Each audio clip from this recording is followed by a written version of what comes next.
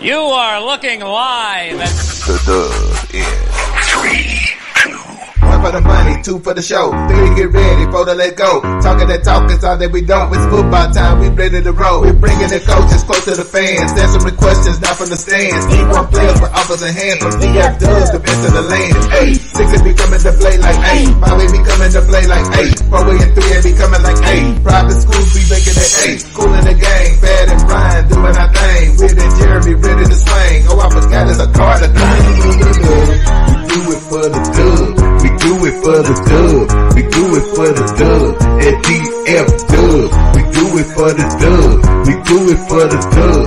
We do it for the dub. At DF Dub. We do it for the dub. We do it for the dub. We do it for the dub. At DF Dub. We do it for the dub. We do it for the dub. We do it for the dub. At DF Dub. Welcome to The Dub, #1 high school podcast starring Matt O'Teasy, Jeremy McGinnis, Whitfield Roderick, and Brian Bosser. Dallas Fort Worth. Yo, what's happening, homies? What it do, what it done. How y'all doing out there today, man? Blessed by the best. Already, man. We back on Sundays. Overreaction. Had a lot of football going down last week, this past weekend. Hey, man, we got to talk about it. Got a couple of the homies coming in. First, Bo Teasy. What's happening, homie? What's crackalacka, J Mac? I gotta get my red shirt too, man. Y'all, everybody done rock the red shirt. So, Hey, man, me. I Will, I'm love gonna this meet you red tomorrow, shirt, Will. I got your money. I need my shirt. Hey, it was a little tight at first. I wouldn't sat in the sauna for like 30 minutes. I said, I can wear it now. You know what I'm saying? It's Got my home, Coach Carr. What's happening, Coach Carr? I heard you had a busy weekend. Went up to your alma mama up there at Michigan. How it go? Got the victory.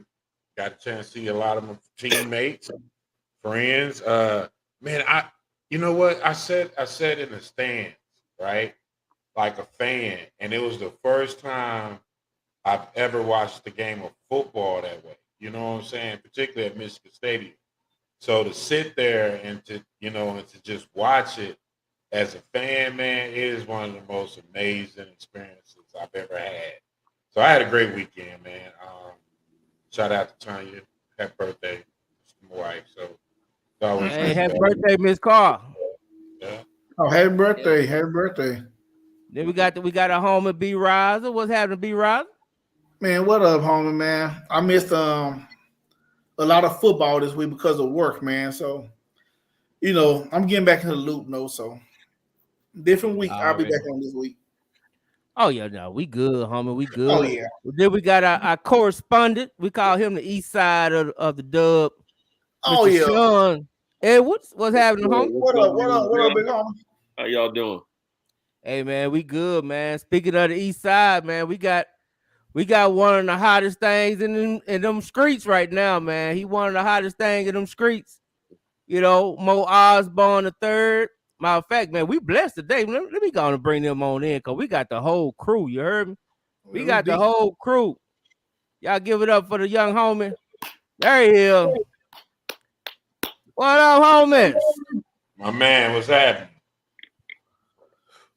Can you hear us?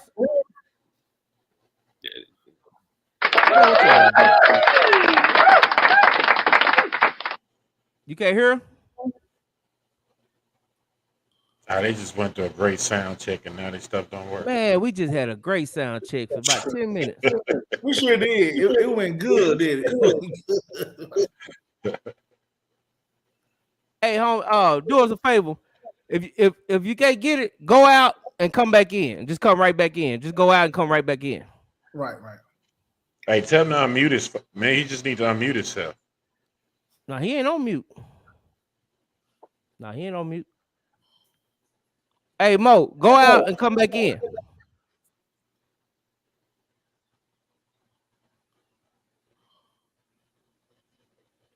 Yeah, just go out and come back in. I don't know if he hears us. I don't know if he can hear us. Let me send him a message. But hey, man, He said they can't hear you. Yeah. Let me see. Let me tell him to go out, go back in. Hold on, man. I see my man right here. I'm gonna let him talk to y'all while I send this message. Hold on. Oh, he went out. I just saw Swagger. Where'd Swagger go? Oh, Swagger went out. Let me see. Everybody have an internet problem. Man, and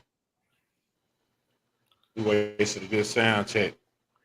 Hey, we had it, man. Sound nice check. Hey, I don't know what else to do. I mean, we sat there, we talked about 10 minutes, then we go on the show, and the next thing you know. Hey, can you put him out the show? Can you put him out the show? Yeah. Like, can you disconnect and then text him and see if he can't come back in? Just go ahead and text him. Yeah, I'm gonna push him out. Yeah. So B-Rise, man, you got your new job, man. What you doing, man? What you doing now, man? I had to do training last week, man. It's like a security stuff, man. So that's why, man, I missed all last week, man. Like, damn. So I'm back on this week. No, I got a little bit more flexibility this week. So. Okay. So we can count on you. Oh yeah, you count on one. I bet the games and everything else. Okay, cool. We're excited. Can you hear us now, Mo? Can y'all hear us? Yeah, we hear. Oh, you got it? Yeah. Okay, there you go. All right. We ain't gonna worry about the devil. He always around here somewhere. Yeah, but can we hear him? Right. Yeah. Now, that's the question. Yeah, he upside down now. It's running the ball right now. Yeah, it's a give or take. It's give or take. It's give or take, man. Hey, Mo, let your son do all that. Mo, let your son do all that. I know it, man. Go out and come back in, Mo. Look at Swaggy, man. Swaggy, What's up, Swaggy? Can't help yourself, can you? What up, though? How y'all fellas doing tonight, man? Man, what's up, we trying to get this show going, man, but we have a little difficulties right now. I thought it was me. Is it too loud where I'm at? It's a little loud, but as long as they ain't playing nobody else's music, we can keep you on. Hey, I thought it was me, but my computer won't let me be great tonight. But it's everywhere. I'm gonna come back on at halftime, y'all. All right. I hope y'all down 30 to nothing. Nah, we have 7 to nothing, buddy. Boo. Yeah, boo. Good for the boo. Perfect. Oh, what's up? That's wrong. It's a show or something? For the boo. Okay. Yeah. Oh, she ain't impressed. We gotta go now. We gotta get you out of here. You ain't gonna have no unimpressed guests out here. You know what I'm saying? You ain't gonna do it like that. Like, oh, okay. Yeah, she like, oh, okay. Like, oh, okay. Hey, Osbourne, y'all got us? Yeah. Why it keep going sideways every time you come in? They probably got the phone turned that way. They got to turn it back. Turn your phone back. Yeah, it's a phone. There we go. There you go. And they gone. I don't throw them off. That might be what he needs to do anyway. Go out and come back in. But we ain't gonna worry about it. Hey, since we here, what Will at? Big Will, me and you was at the Thursday game, man. We was at that Pinkston and Hutch game, man. Go on and tell the people what you thought about that game and the post interview and all that. Pinkston and Hutch. Woo. Yeah, that was a lot of bad football, man. You gotta kind of there are a lot of things as a coach that you have to do before you get to the field, right? There are things that's in your organization, rules, part of your discipline, part of your program, where the kids know if they do this, this will happen. I saw a game Thursday, man. We had Pinkston had over 10, 12 personal fouls. Just personal fouls. You know what I'm saying? Like not holding, not offsides. You know what I'm saying? Personal fouls. and we almost saw really what could have been Roosevelt and Fort Worth all over again. You know, and I got to congratulate Dr. Sylvia. She did a phenomenal job stopping those people from coming over the rails, and she really took control over that whole thing because that actually could have got out of hand. Yeah. But man, it's just a lot of bad football, man, and I really hope and pray that DISD can get it together, man, because we're really doing our kids a disservice by allowing that type of foolishness to go on. I mean, to the point where this is the God honest truth. So with my own two eyes, was standing right next to Jeremy when it happened. A kid got so mad because they lost, threw his helmet. Okay, he literally threw his helmet. Yep. His helmet went 10 yards and hit his teammate in the back of the head. And he didn't stop a beat. He didn't even stop to check on. He laid out. And he just kept on with his tantrum. But by this time, his teammate done fell to the ground, concussed. You know what I'm saying? So we got to do a better job. You know what I'm saying? And if you just start looking at football, it's really kind of it's worse because we just had Coach Mike just lost his life. You know what I'm saying? And everybody kept saying what we need to do, what we need to do. But man, it done got worse since then. Everywhere you look, man, all across this country, you see fights. Like, football is the most barbaric sport. It is. It's the most barbaric sport within the whistle, within the lines, within the rules. Like, you're not tough if I can line up and whoop you every single play and get away with it because it's legal within the game. I got to suplex you and body slam you after the play to show you how tough I am. Like it's that type of stuff. And then, you know, we gotta you know, we gotta do better, man. Like for real. We gotta do better because that's bad, man. You know, that's bad. Like for the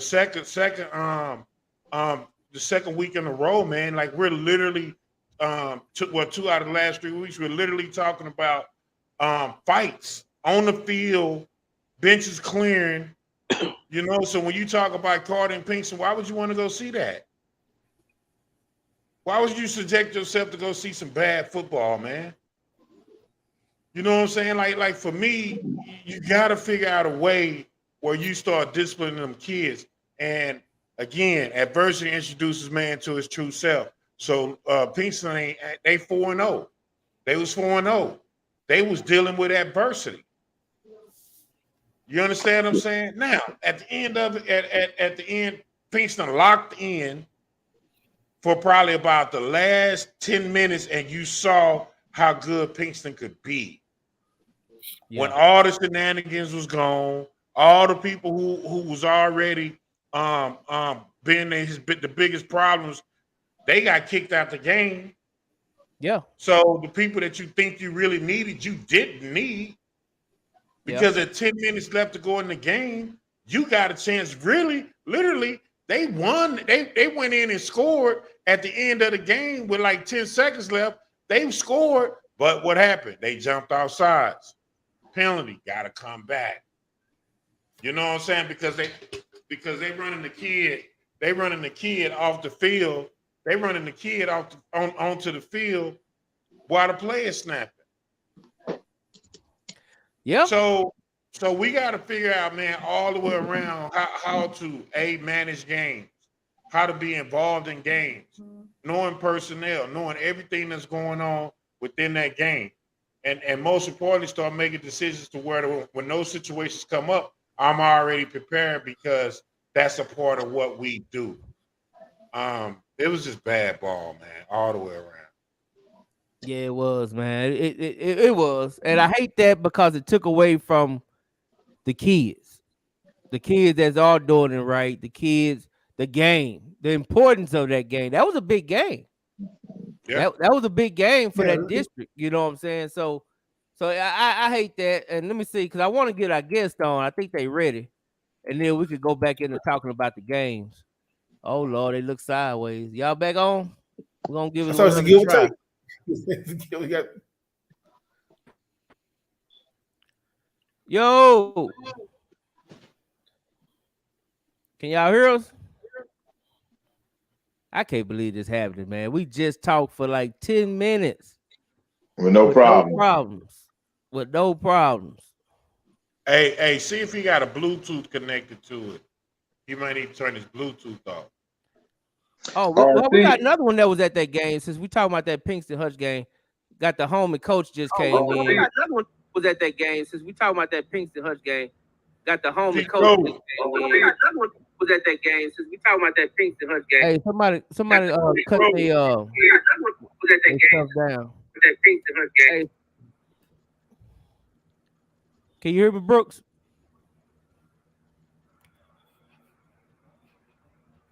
Coach Brooks. Coach Brooks. He froze up, didn't he? Yeah. Put him out. Let me try the other one. We might just be stuck with us, homies. But trust me, that's enough to talk when we gonna talk. You know what I'm saying? Man, we got to start putting some rules on these people coming in. We got to ask what kind of Wi-Fi they got, where they gonna be. Exactly. We got to start staging them, man. We put them in the pre-show to try to vet them to make sure they got good sound and all that. We had great sound. I don't know what the heck happened before then, but yeah, you know what? The internet is crazy tonight. I'm on my phone because my internet on my computer just went stupid, so I can't even do it from my computer today. But I'm glad I can do a show from the phone. So it might be an issue between the computer and the phone. The phone is always going to work, so maybe tell those guys to do it through their phone instead of their computers. D Money, can you hear us? Yep. Okay, yeah, okay. We got D Money back in. Hey, how's it going, brother? It's good, man. What's up with y'all fellas? What's up with you, man? Right, really. What's up, my boy Twix? What's up, D? If y'all don't know D Money, you know that's the head honcho over there at TrueBuzz. Very, very, very smart man. Very, very in touch with everything. I swear. If you want to know something, shoot, just hit D Money up. He can probably tell you. I guarantee you. Shout out TrueBuzz. Shout out my guy, Coach Wash, and all them over there. They actually played in my 7-on-7 league this year. Oh, yeah, we sure did. Yo, got some good people around me, man. I've been knowing a lot of these for a long time. I've been knowing Coach Carl shoes since the early 2000s over there with the Redbird Raiders. Okay. Yes, sir. But D Money, since we got you here, we were talking about that Hutch Pinkston. Oh yeah, debacle game, whatever you want to call it. I know Pinkston is something that's kind of close to you. You're real close to the West Dallas scene over there. So just tell me what you thought about that game. Like Coach Carl said, that was a bad game, man, all the way around, through and through, from the beginning to the end. A lot of penalties, unnecessary penalties that I thought that, you know, determined the outcome of the game. Pinkston, some of their best players were actually kicked out the game. You know, they started running back, went down early in the season, but, you know, Melvin Zero, he's their backup. They work hard. He could have been actually a factor down the stretch when they was making their little run, which could have determined the outcome. But, you know, I thought the coaching was bad on both ends. As far as, you know, in-game situational football. You know, they came out of a timeout and ran 12 people on the field. That can't happen. Yeah. Like you lost the game after the Hutch called a timeout to give you time to set up again. And then they still, you know, blew the opportunity. So in the game, like y'all said, I was listening to y'all earlier before I chimed in, but it was a big game for Pinkston. It was a big game for Hutch. You know, they don't look as talented as they've looked in the past, obviously. We can see that from the sideline. In Pinkston, they trying to, you know, turn the corner as a program and, you know, get on the winning side of 500. You know, that was a big game because in this district, you know, you don't get games like that back. You know, ones you could have won, like if you lose to North Dallas or you play a tough game in the quarter, you don't get that back. Yeah, I thought so too. I thought that was a real big game. That's why we was there, cause we felt like, especially for that district, you pretty much aligning yourself to be competing for the district title, the winner of that game, or the last playoff spot, So you got Salina added in that district now, and you got I know their record's not pretty good, but the new school out there in Frisco, like we was talking about, Panther Creek. Well, Hutch played with a freshman quarterback. Yeah, I didn't know that until Coach told me. Yeah, wow. So they played with a freshman quarterback against Pinkston. So that makes that win with everything going on that much more impressive. But I just think that at the end of the day, man, like you say, man, we just gotta, that Pinkston needed that game more so for Pinkston than anything else. And it's sad because at the end of the game, they after everything that they did that whole game, you know what I mean? Like after everything that you could possibly do wrong in the history of football, I mean everything that you could do wrong, you had a chance to win that game and you scored, and the football guys just told you again, hey, it's some things I ain't gonna let you get away with. And coming out of halftime, running the kid onto the field, and you done scored a touchdown, I can't let you win like that. Yeah. And then Hutch on the other side, like it was like they both was matching each other's bad plays. You know what I'm saying? Oh, you had a bad play? I got one for you, dog. Hold on. I'll be right back. I mean, since we talk about bad, can we also say that was probably the worst?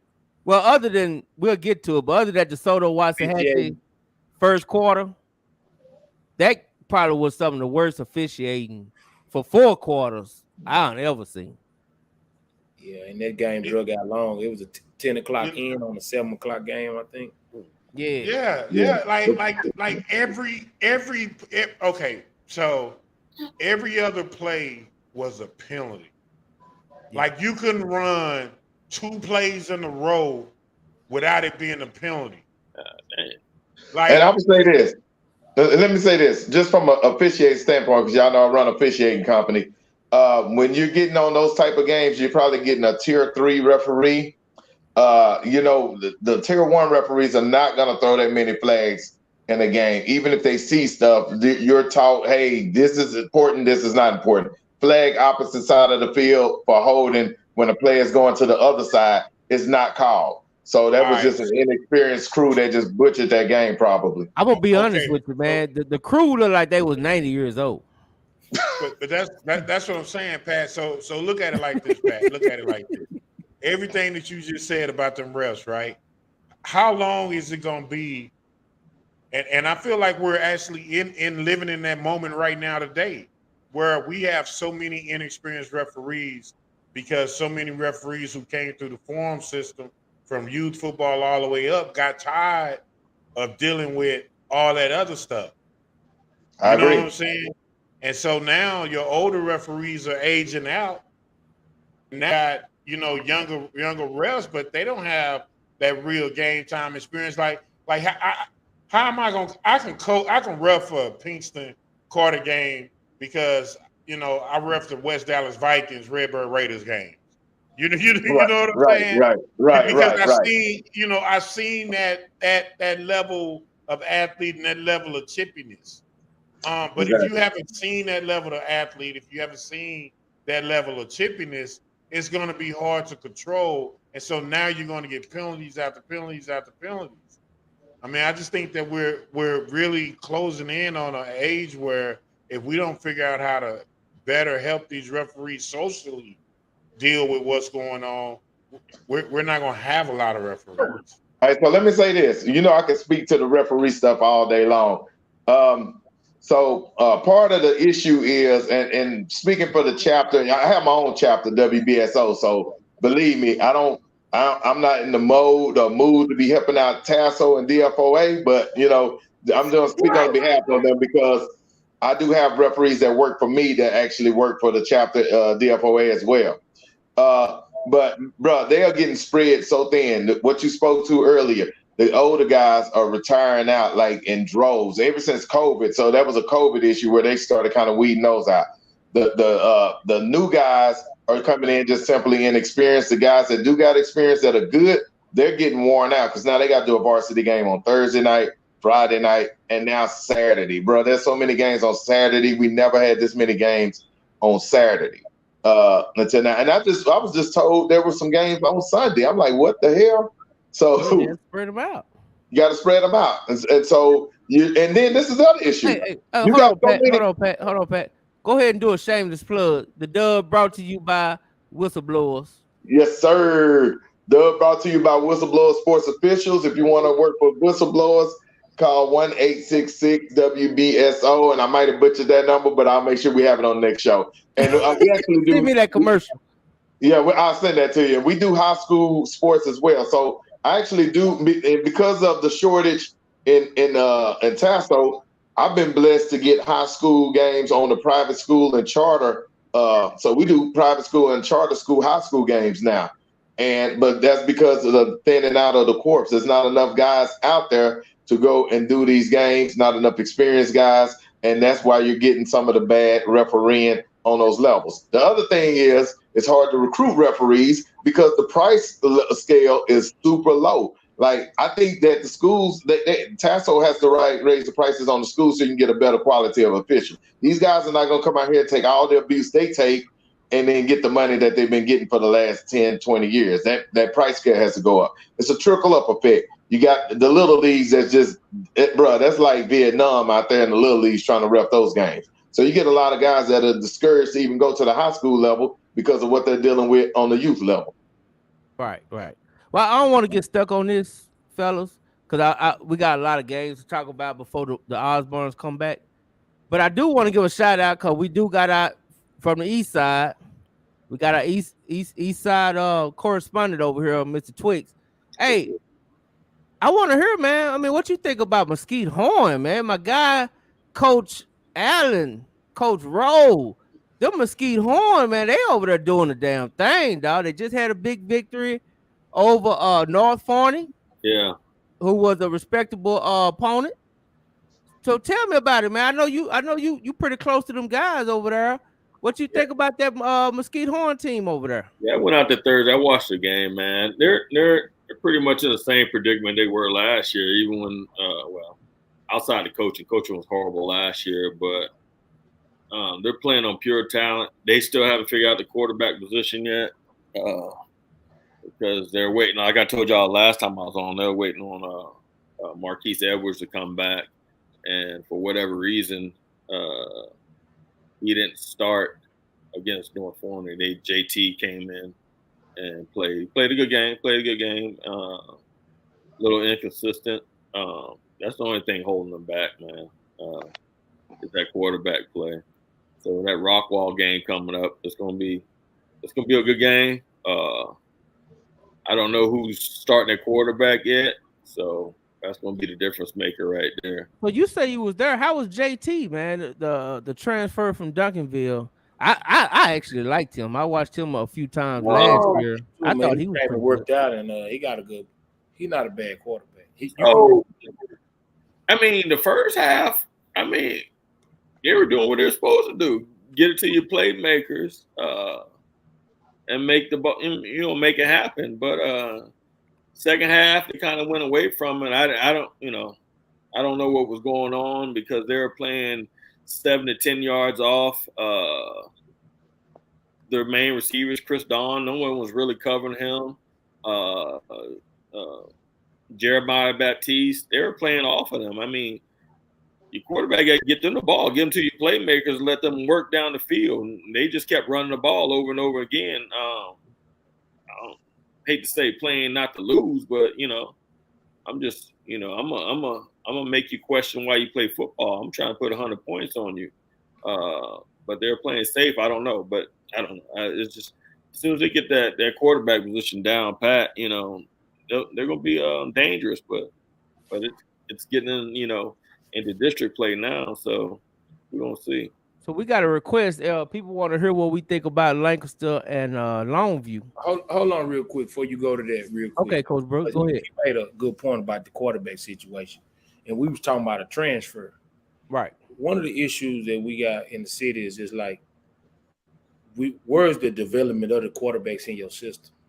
There is none. Everybody is trying to find, the transfer portal quarterback to come say at a high school team, Where's the development going from your middle school, having your middle school quarterbacks come be your ball boys on game day, getting them, letting them wear a vest and understand the flow of a game, how to call plays in. And I think if you look at ever since the spread offense has been kind of real relevant and the new technology of huddle, man, we kind of got away from some of the old school tactics with the developing the quarterback.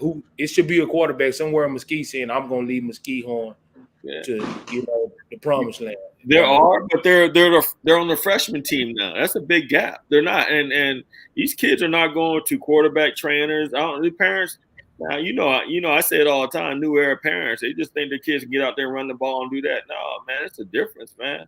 You got to get these kids out the quarterback training, learn to read coverages.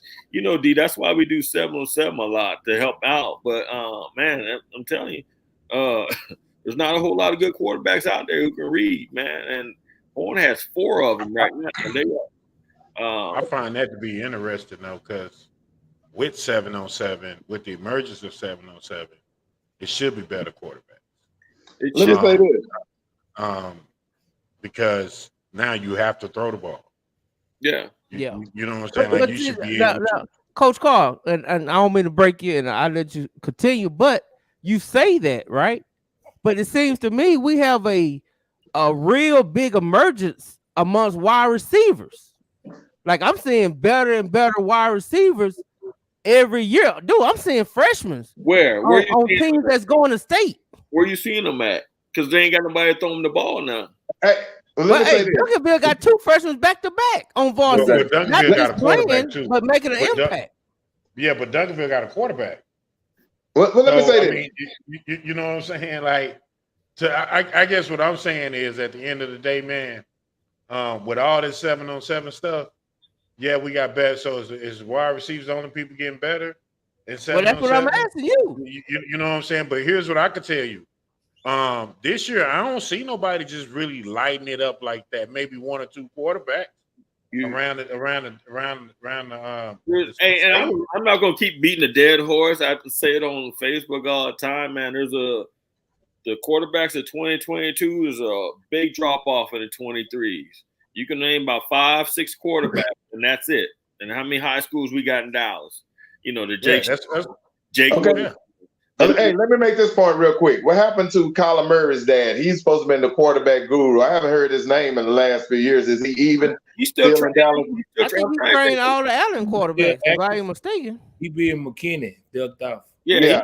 And so just think about that. He's the only name that that trains quarterbacks. You got D-Rob and a whole bunch of other playmats and all these other people that train all these different people in the other positions. You don't have that in the quarterback. So there's an opportunity for somebody to come through here and make a lot of money running these quarterback schools. No, there's a few quarterback trainers. If you're in that realm, there's a few. These parents don't want to pay for that. They don't when it comes up, but they're paying for the wide receivers and the DBs. They're paying for that. So coach, here's the deal. It's different because playing quarterback is a country club sport.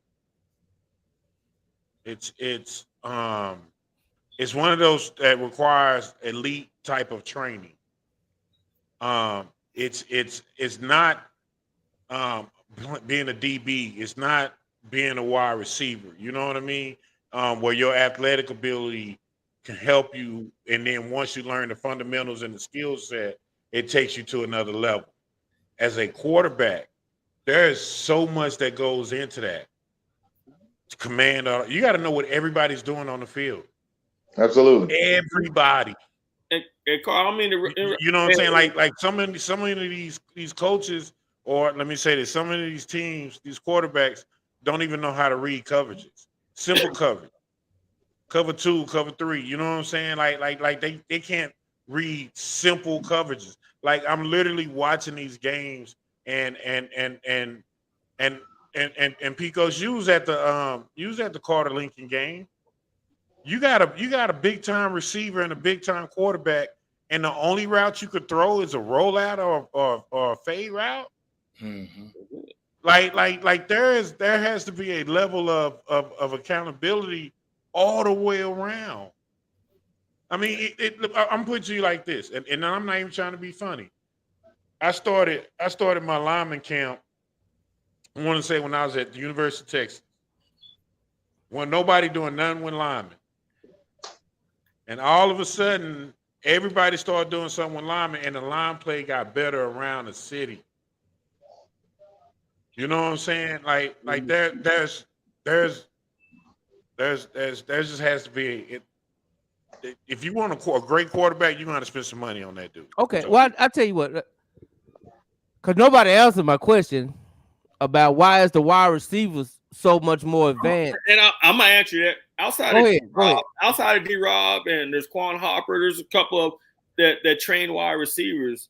Say you go to a quarterback camp, like I bring wide receivers when my son was training. They get trained for free. I'm telling you, these parents do not want to pay. If their son's a quarterback, they do not want to pay $50 a session to train. But you see who's training, if you understand what I'm saying. Like he said, it's a country club position. If you don't train, you're going to get what you get.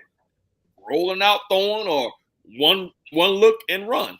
That's the kind of quarterback you're going to get. You're not going to play routes and screens. That's all we see. Let's just keep it on it. That's all we see, right? Going across the middle, and drags, and the coaches ain't got time to develop. Coaches ain't got time to develop. 707, we try to develop as much as we can to help them read. But once they get middle school, there's some good, there's some bad, a lot of bad middle school. A lot of bad in junior high. Yeah. A lot of bad. Coaches, they're not going to train the quarterback because, hell, they don't know. So we'll go to one of the issues, too, Twix, is, with the zone offense, when you got a good athlete, sticking in there and pulling it all the time, and you giving him false hope.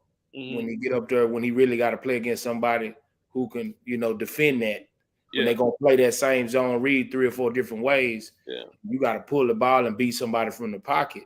Now, can that same athlete that can beat you with his feet, can he beat you with his mind and break you down? And you don't see that. Like when you go watch Westlake play and you watch Southlake play, you see concepts and you see what they're doing out there at Lovejoy. You see route combinations and stuff like that we had a skill set to do with the receiver play, like you said, all-time high, but you don't have a quarterback that can execute that or the offensive line that can block long enough for you to run those types of concepts. And when people see the RPO, it's not a true RPO because sometimes these coaches don't give those quarterbacks the latitude to pull out the RPO because it's an option.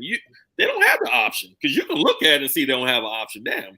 You can take the dumbest quarterback and see they're in cover 0, but they still hand the ball off instead of calling something else to go down the field.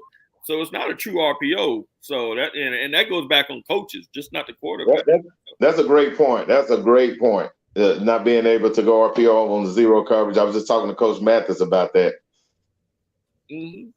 Well, they actually have some decent passing concepts at DeSoto. If y'all just really want to, DeSoto, Coach Mathis. I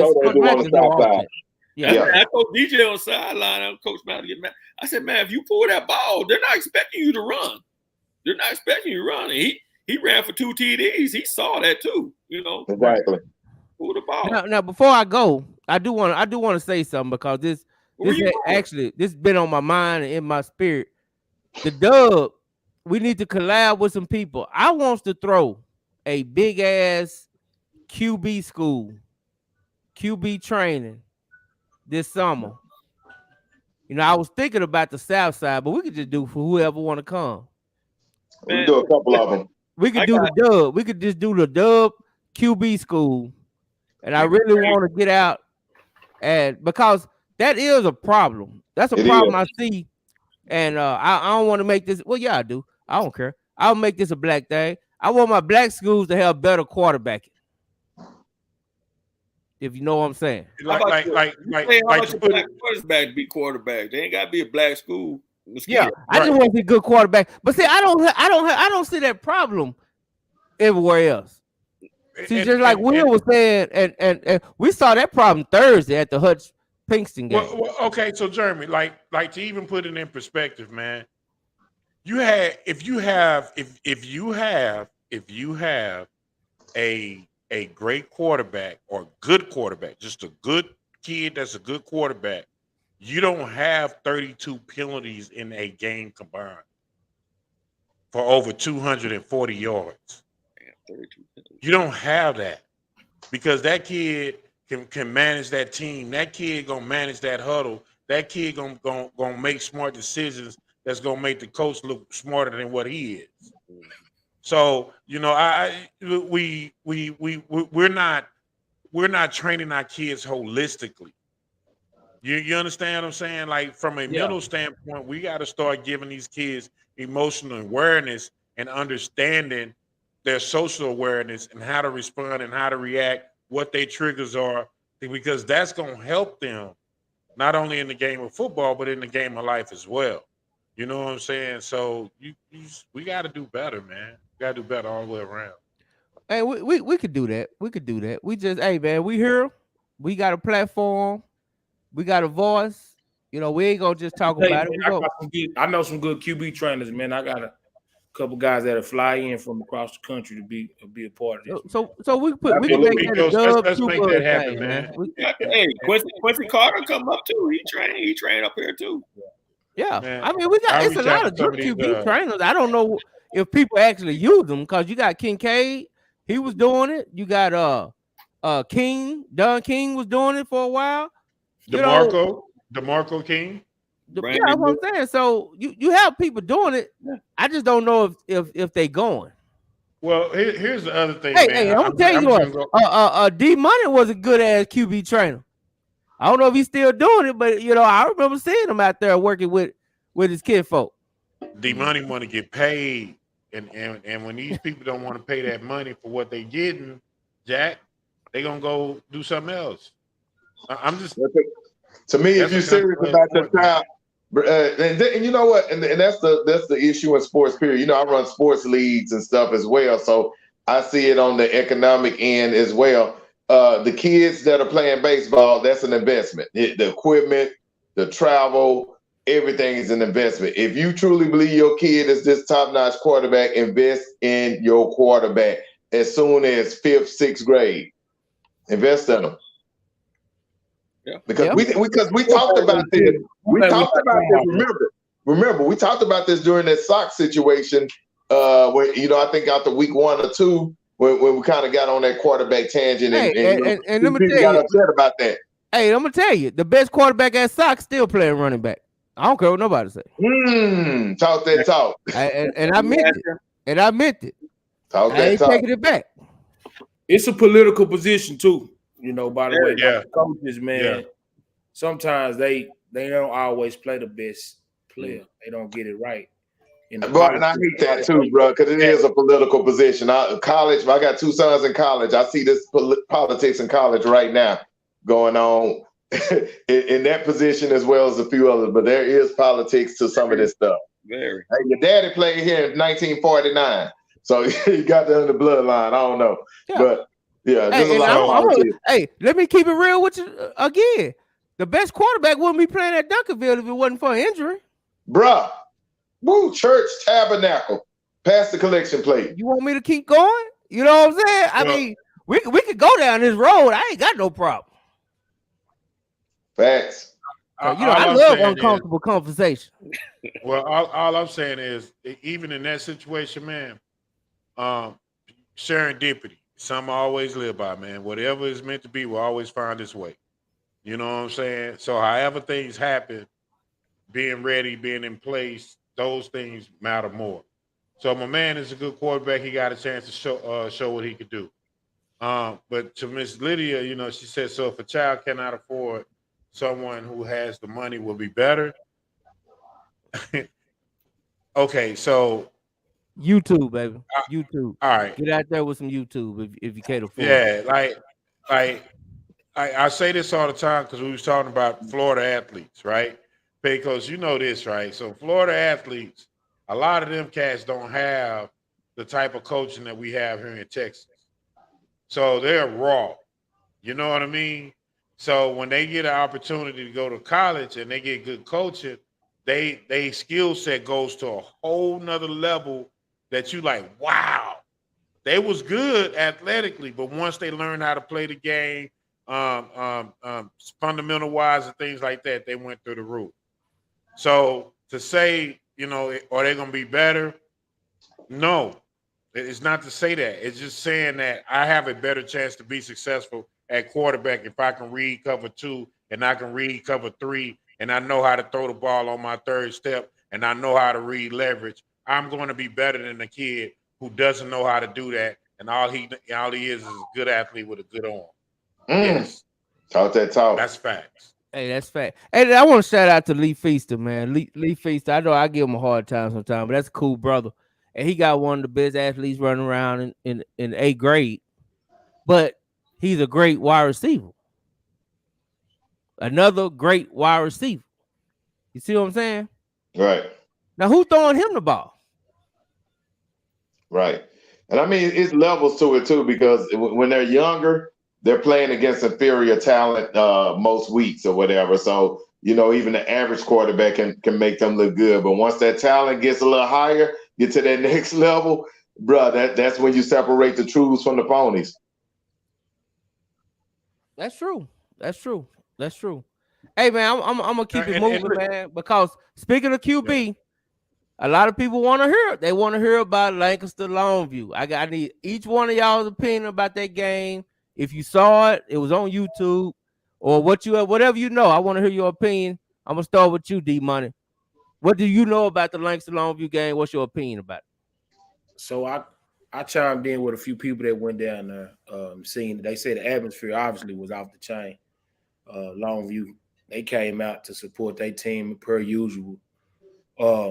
I thought that, you know, looking at the score with it being a low-scoring game like that, I thought, you know, I get Lancaster a lot of credit, actually, to go to a hostile environment and go down there and keep the game close and with a chance to win it. You know, I just think that probably momentum at some point, Longview got that momentum and was hard to stop because they're going to have a decent run game.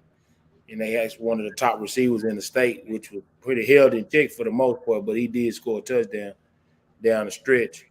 I think that, you know, I think we'll see a rematch, honestly. I think they I think 4th round, I think Jawan was telling me today, they got a possibility to meet up in the 4th round for a rematch. I think, you know, they'll be battle tested and both of these teams will get better down the road. We'll see a rematch, man. I think likes to prove that they physical because when you play Longview, you got to bring it. You know, you got to bring your lunch pail to come in there and fill them gaps and pull. They're going to pull a guard or they're going to pull a tackle. Like, you're going to have to be ready to play some football. So, I mean, you may not have got the win this week, but I seen that in the old and Cedar Hill team. They would lose a couple games in the season and come back down the stretch and be ready for that rematch or be ready for a playoff run. So I think for sure Lancaster, they own to something, and I think Coach Powell doing a good job over there. So I'm not going to take that loss and add a lot to it. I really think it was just they could have went either way. You know, so, you know, kudos to Longview for coming out with the dub. Coach King, he hard to beat. You know, he know his team very well. You know, them country one school town, they got all the talent in the city right there that they can gather up. And anytime Lancaster was trying to get a rematch because the last time I watched them play in Mesquite Memorial, it was bad for Lancaster. It definitely was bad. So that's a much better performance. And hopefully I'll see a rematch later on in the playoffs. Yes, sir. What about you, Bo Teasy? I actually got to watch this game while I was on the sidelines at DeSoto. Swaggy had it on his phone. We watched the majority of the game while DeSoto was blowing out Waxahachie, so we paid more attention to the Longview Lancaster game. I was very impressed with Coach Muhammad. You know, I fired Coach Muhammad up before the stock game, and they used that as bulletin board material. And the defense has been on fire, minus the Denton Geyer game, but they've been on fire ever since. Very impressed with the defense. That was championship level defense. I mean, they were giving it to Longview. It wasn't no fluke. They were giving it to them. On offense, they left points on the field. They went to quick six exclusively. They tried to put the ball in his hand as often as possible. That was a good game plan, but they faltered a couple of times in the red zone on offense. So really, it's just about matching the level of the defense with the offense. The offense was constantly driving the ball. They had probably won the time of possession in the game because every time I looked on the screen, Lancaster had the ball. But I was very impressed with the defense, the overall effort of the team. Shout out Coach Muhammad. Your defense stood up, brother. Great job on that end. The offense still has ways to go and grow, but this is a possible rematch, and I think this is one of them games that you would call a good loss because you can kind of put that in your back pocket and say, bro, we can compete with them at their crib. Let's get them on a neutral site and handle business. Yes, sir. Sean, did you hear about it, see it? What's your thoughts on it? No, I was just reading. I didn't watch. I didn't hear. I heard Lancaster was winning at one point or it was close. I didn't watch the game. So pretty much was leading most of the game. Yeah. Hey, they did what Coach Paul. You know, Coach Paul told. I remember him telling us in the summer, in the fall workouts, that his plan is to always jump on top of teams and then play from a lead. So right, the game plan was going. Yeah. And Longview just, they did what Longview do. What's that mean? Play with a lead, play not to lose.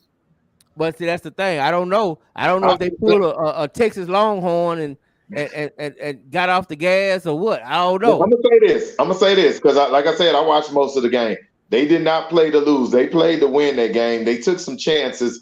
They had a questionable fake punt that they went for in the fourth quarter that me and Swaggy kind of questioned from the position on the field. I felt like they could have just punted, played defense, get the ball back, and have one more chance to win. That's kind of where they lost it at the end because they went for a fake punt in their own territory, and then Longview took it in to kind of widen the margin. Okay. Well, I do want to say I want to point this out because I don't think this got to do with them playing and lose. Is when Lancaster had 370 yards of offense and Longview had 240, and almost 200 of it came from the running back at Longview. Mm-hmm. Exactly. So they were aggressive. They were playing to win that thing. If you can run the ball like that, though, you got a chance in the playoffs. Yeah, absolutely. Yeah. And I'm proud. Like I told the Longview guys, I know they was in the group beating their chest, but I was just being honest. I was more impressed with Lancaster, watching that game. I was more impressed. I think the QB number 3, I think Pimpkins. I think he kind of grew up. He just a sophomore. I think he grew up that game, and without a doubt, I think Lancaster know who their quarterback is. I don't think me personally. I don't even think it's worth rotating anymore. You know who your guy is now. No doubt. Will, did you hear about it? Did you watch it on YouTube? Yeah, so I actually watched that game, man. Before I got a chance to go hang out, man, I watched it. I watched it in the car. So what I saw was a couple of things. One, special teams. The mix, not kicking the field goal when you was inside the red zone, and you could have got 3 points. Those 3 points could have helped you win that game. You know what I mean? Against a team like Longview, you go and you take the points, whatever you can get. You know what I'm saying? And figure the rest of the stuff out later. You don't have to jump on them like that. Oh, don't tell me the devil ain't got in Coach Carr internet. No, he frozen. He was about to go in. Football is a game of attrition. Coach. It is a game of attrition. Somebody made a comment about T. Morton down there. I think my boy Mark Henry, man. T. Morton is a beast himself to be special. Yeah, ain't no doubt about it. I think T. Eric is probably proven himself to be the best slot I know in DFW. Or if not, he one of. If you don't want to call him the best, he one of. I think we all could agree to that. Yeah. From the level of competition that he went up against. Yeah. Absolutely. And I'm gonna be honest, man. Watching these games, man, I'm gonna be honest. Watching the first 5, I don't think without a doubt Lancaster and Stock have had the hardest first 5 games out of anybody. Can anybody argue with that? Nope. I mean, them guys have been playing some killers. Yeah. Paris Episcopal can probably argue with it a little bit. They've been in that fight too for that level of the school. Yeah. Yeah, they have. Will, you back? Oh, what happened? Man, I told you the devil just crawled up in your internet, dog. That's what we've been getting. Did I go to the metaverse? Dog, you did like this. You were doing like this, and you said that was it. Yeah, all I got for y'all was circles, man. But go back to when you was watching the car. What did he leave off? The giving up the point. Battle of attrition. Yeah, so football is a game of attrition, right? So in a game like this, man, I always said when you got 2 really good equal teams, 2 really good teams, it always comes down to special teams, and it always comes down to the line of scrimmage. And Lancaster played great defense, man. You know what I'm saying? As far as keeping the top off the defense, you know what I'm saying? Not giving up big plays. They had the one catch. I think he had that was his only catch for like 35 yards and a touchdown on a big play receiver, which he's really good. But he only touched the ball 1 time. But when you talk about what got them there and what won that game, at the end of the day, it was 27 carries for 188 yards, 6.8 yards a carry, and 2 touchdowns. That's gonna win a lot of games. And that kid is special because as that game went on, he was the only one toting that rock. And I know they said they got 2, but it was clearly who the workhorse was, who we leaning on. You know what I'm saying? And that kid, man, that kid did some great things. Now I'm gonna say this about Lancaster: it's gonna be hard to beat a team twice. And I just think that if Lancaster kick those field goals and that extra point, you know what I'm saying, that's the difference in your ball game. Hey, hold that thought, Will. Hold that thought, because you talk about a special back. I think we got my special guest back. Let me see if I can bring him in.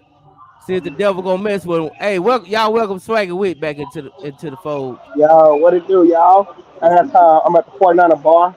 We up 7-3. I'm on here for a little bit. Go ahead. Hey, can y'all hear us, Osbourne?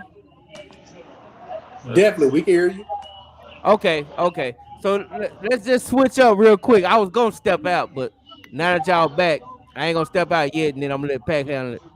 But welcome to the show, man. It took us a minute. It took us 58 minutes to get you here, but you're here. Yeah. We ain't gonna complain about it. Right.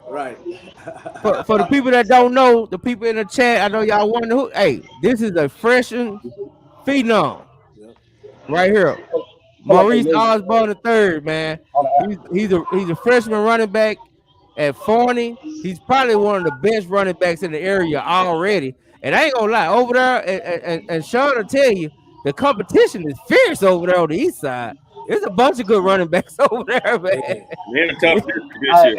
let me add real quick. And he also was on Swaggy Wick's Player of the Watch week last week. Yes, sir. Yeah, Swag said look out for him. He definitely was on that watch list. So, hey, man, I just want to get y'all on, man. But how you feel, brother? I mean, you're a freshman on varsity. How you feeling right now, man? You 5 games in. Tell me about it. Oh, man. It feels amazing, man. You know, I had to get the game speed down going into fall camp, you know. I told myself, I got it, you know, as long as I get the game speed down. Okay. So tell me this, man, because I want to ask you about your team, because you guys have one of the highest scoring offense in the area. So obviously it just ain't about Mo, right? That's right. But before I ask you about that, I just want to know, man, how did you feel when they said you're gonna be on varsity, and even for the pops, how did you feel that your baby finna be up here taking grown man licks? You know, it's real up there on varsity. Ain't no drag down tackling up there on varsity. You know what I'm saying? Ain't nobody drag you down up there on varsity. You taking big boy licks.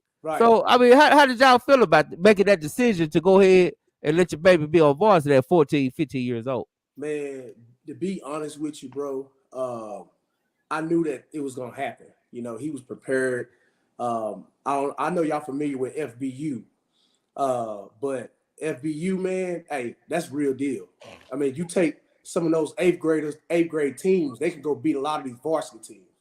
So we tried to pull him up on eighth grade team. Yeah, exactly what I was getting ready to say. He was on seventh grade, getting ready to play for the eighth grade team. So it's not shocking. I knew that he was pretty much ready. I just knew that all it was just getting the system down, the terminology, and going from there. Oh yeah. How about you, Mo the third? How did you feel about you Mo 3? No, we ain't gonna put that jinx on you, man. You Mo, we ain't gonna put that on you, brother. Yeah, man. So hey, I mean, how did you feel, man, when they told you gonna be on varsity? Not just on varsity, you know, starting and the man. How did you feel about that? I mean, kind of like my dad said, man. You know, this was planned for me. I already knew, man. I already knew I belonged on there. Yeah. But you know, I ain't gonna lie. I tried to upload some of your highlights, man, because I wanted to play that, man. Because you definitely a special running back. Ain't no doubt about it. Ain't no doubt in my mind, man. You got some special traits right there, man. And you kind of remind me of a running back. He was a freshman on varsity at Bishop Lynch. His name Riley Williams, the third. And what year was that? Riley came out. I think I remember. Yeah, was it like 08? It was like 2016. Oh, about 2016. 2015. Yeah, matter of fact, 2015, because he came out a year before my son. Okay. My son graduated 2016. He graduated a year before. Okay. So See, he came out 2015. I'm thinking about Moats. You remember Moats? Oh, I remember Moats. He's the head coach out there now. So yeah. Yeah, I'm thinking about him. Yeah. Yeah, but now Riley, man, you go back. Riley was special, man. He and he had a lot of the same traits that I see you got. You know, great vision.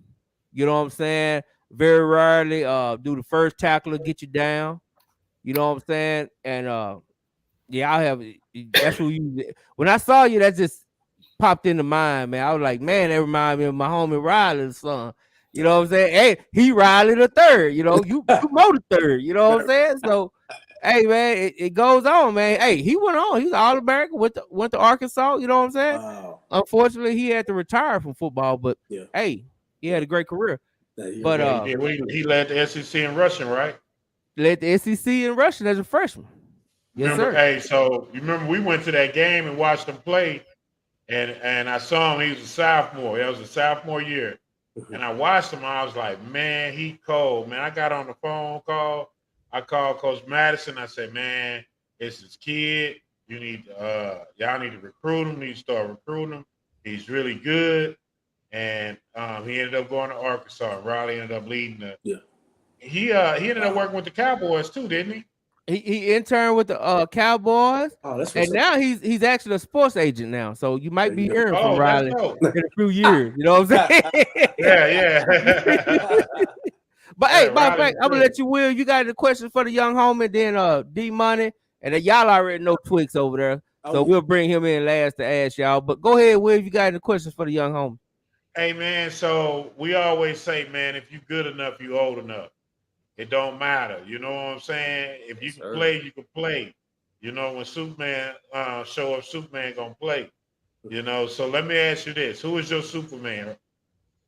Who shows up and play in your life that you count on? Man, I'll say my dad, honestly.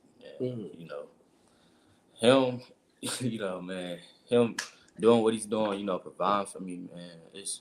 It's a lot that goes on that don't nobody know, man. He always, you know, worked with me behind the scenes. It's a lot that he do, and you know, that's my superhero. I appreciate him. Hey man, shout out to Black Dads, man. Salute you, brother. So my next question is, that's where it originated, man. I mean, Jeremy know, man. I mean, Oh, I know your daddy. Yeah, right, I know your my daddy. dad, right. Getting up at, man, that's why I tell my son all the time, man. I mean, I remember, my dad, they go in at 1:30 in the morning, so going to work. So that was one of the things that I always tell him, man. Your pop started this. This is it's just continued. That's all. And I hate it, man, because I like the fact that all three of y'all was together, man. I really had some questions for all three of y'all, but man, I know. I hated that, man. We're gonna bring y'all back on though. You definitely y'all friends of the show now, man. Y'all fam. So we're gonna bring you back on. This time we're gonna get the elder. We're gonna get the elder Osbourne on here, man. We definitely gonna get it on. Go ahead, Coach Will. Now, so real quick, man, who's your favorite football player, man? Ooh, favorite football player, man. I had to say Saquon Barkley. Why? Oh, Saquon Barkley, man, because his size and be able to run a 4.4 flat, man. Come on now, it's dead. It's like a human joystick on Madden. Creative player, man. That dude, man. Nice. I just hope you have better health than Saquon. Oh, yes, sir.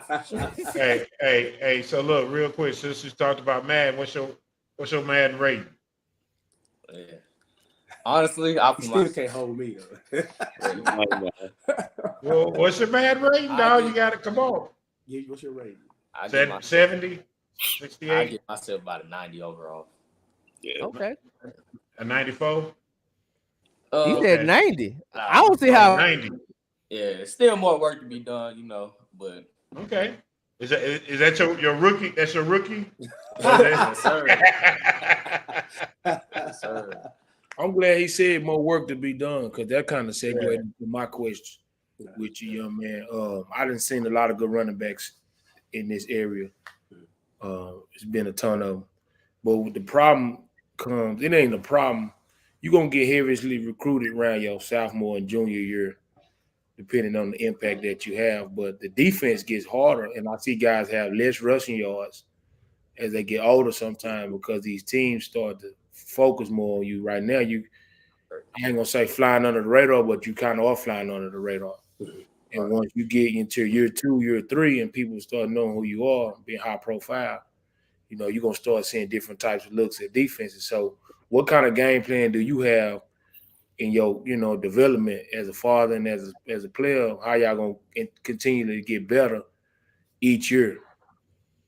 Well, do you want to go or you want me to?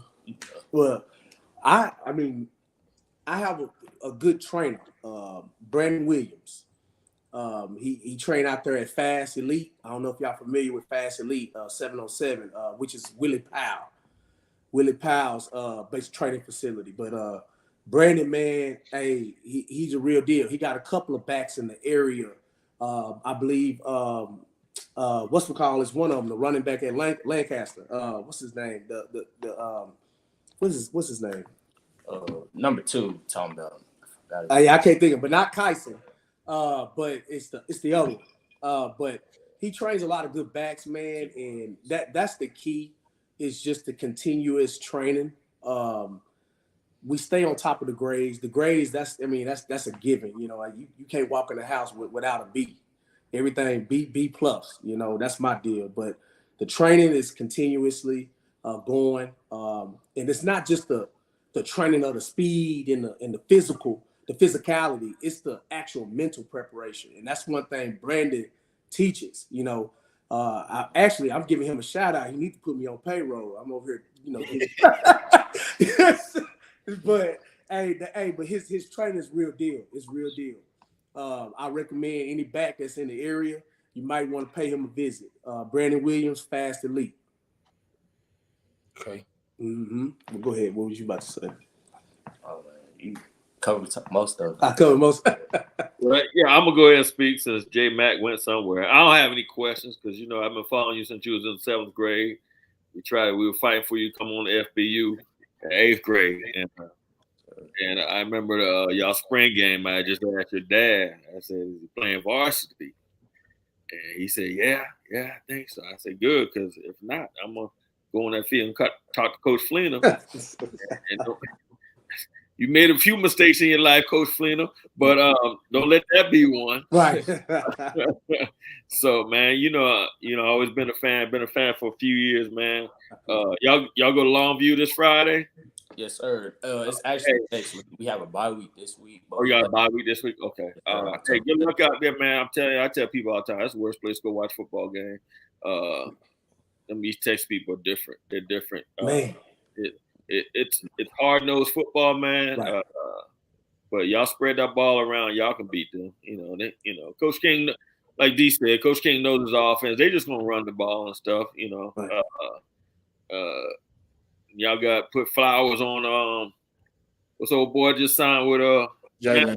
Jalen. Hell, because Hell's one-man wrecking crew. Put Flowers on Hell. Y'all be all right. Y'all be all right.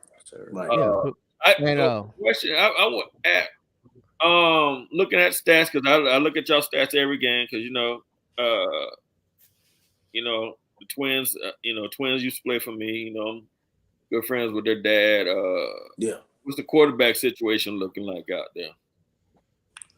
Quarterback situation, I'll say, we have a 2-man rotation, but both of them, they looking good. We got one that can throw and another one that can run too. So, man, you like talking to my son. I'm gonna talk to your dad after you ain't gonna talk about your teammates. I'm gonna talk to you. Right. I'm gonna get the real answer. That's why I just got quiet, man. Hey, good answer, young man. Good answer. Good answer, young man. You already ready. You already ready, young man. There you go, Mo 3. I mean, Mo the 3rd. Good job. You start keeping it on the zone read. See what you're doing? Talk to your dad, see what you're doing. You can't have that conversation in front of the kids, man. I do want to know, because I heard about this 6'5" receiver y'all got. That's pretty good, also. Because I mean, obviously, if you want a top offense in the area, it ain't just you. So what about this receiver that I'm hearing about? You tell me about him. Oh man, Ronnie Harrison, man, go check him out. Dude's athletic, He's dual threat. He played 2 sports, basketball and football. Can high point the ball at any minute, man. Nice, man. He's nice. How tall is he? 6'3", 6'4"? Yeah, about 6'5", 6'6". Yeah, he about 6'6". I mean, and under 6'7". I mean, he's tall, man. Hey, and if y'all want to know why the receivers are so much better now, it's because they ain't hooping. Man, you have to elaborate on that. I don't know about that. Come on, man. How many 6'3" receivers you seen? What was that? And 6'1" receivers. Well, hey, Cordell out from Mesquite, North Mesquite hoops. Yeah. I'm just saying. When they ain't on that basketball court and they ain't getting them offers at 6'1", 6'2", and somebody trying to throw them in the post, and they can go out there and play receiver and start mossing cat. You gotta put where they gonna be? They're gonna be on that football field. Right. And how many of these big receivers you starting to see? A lot of. It's true. It's true. That's true. Hey, I tell you what, man.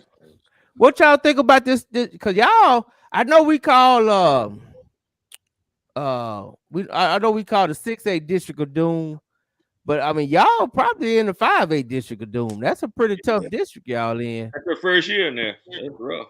Man, that's a pretty hard district, man. So because y'all, them 4 playoff spots gonna be a battle, right. And so just tell me what you think about it, and what you doing to keep yourself going, keep yourself being able to be available. As they say, you can't make the club in the tub. And one thing I tell people all the time, man, don't talk to me about a player that stay hurt, because we ain't got nothing to talk about. Right. You know what I'm saying? Woulda, coulda, shoulda. I don't talk about woulda, coulda, shoulda. You know what I'm saying? I want to hear about the guy that's gonna be on the field. So what are you doing to make sure that you're gonna be on that field every Friday, Thursday night?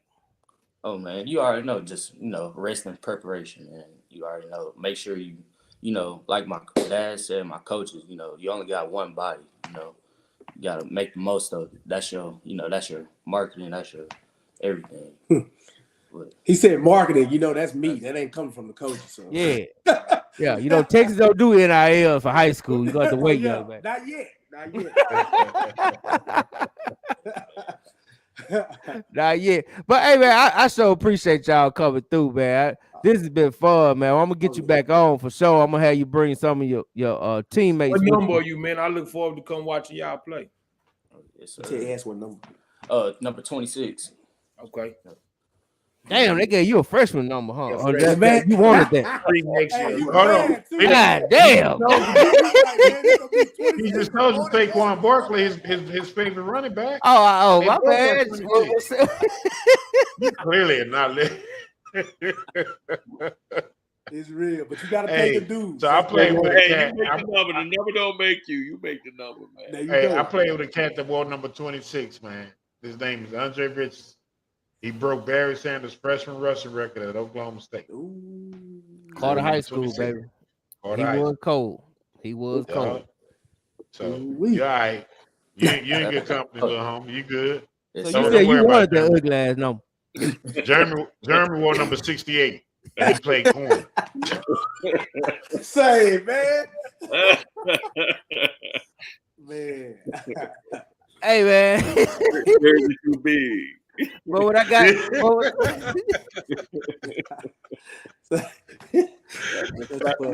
Hey, man, shout out to my brother, man. He wore number 68. You know what I'm saying?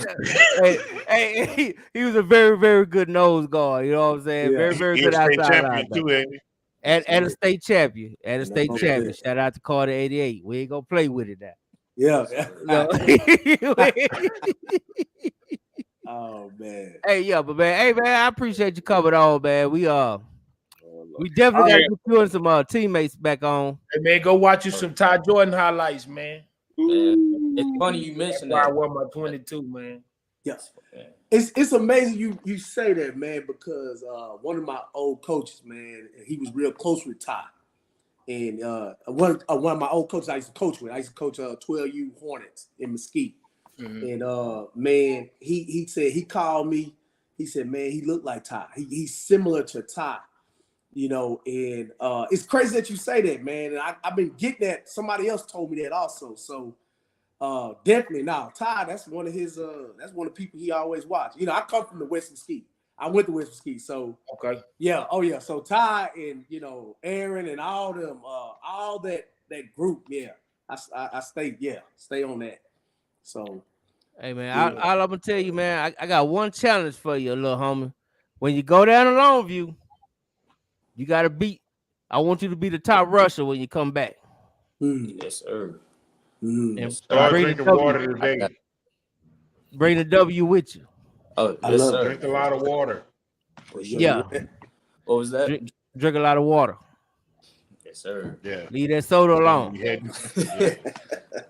Yeah, I got on to him about that earlier. But yeah, don't answer no text from LC. Yeah.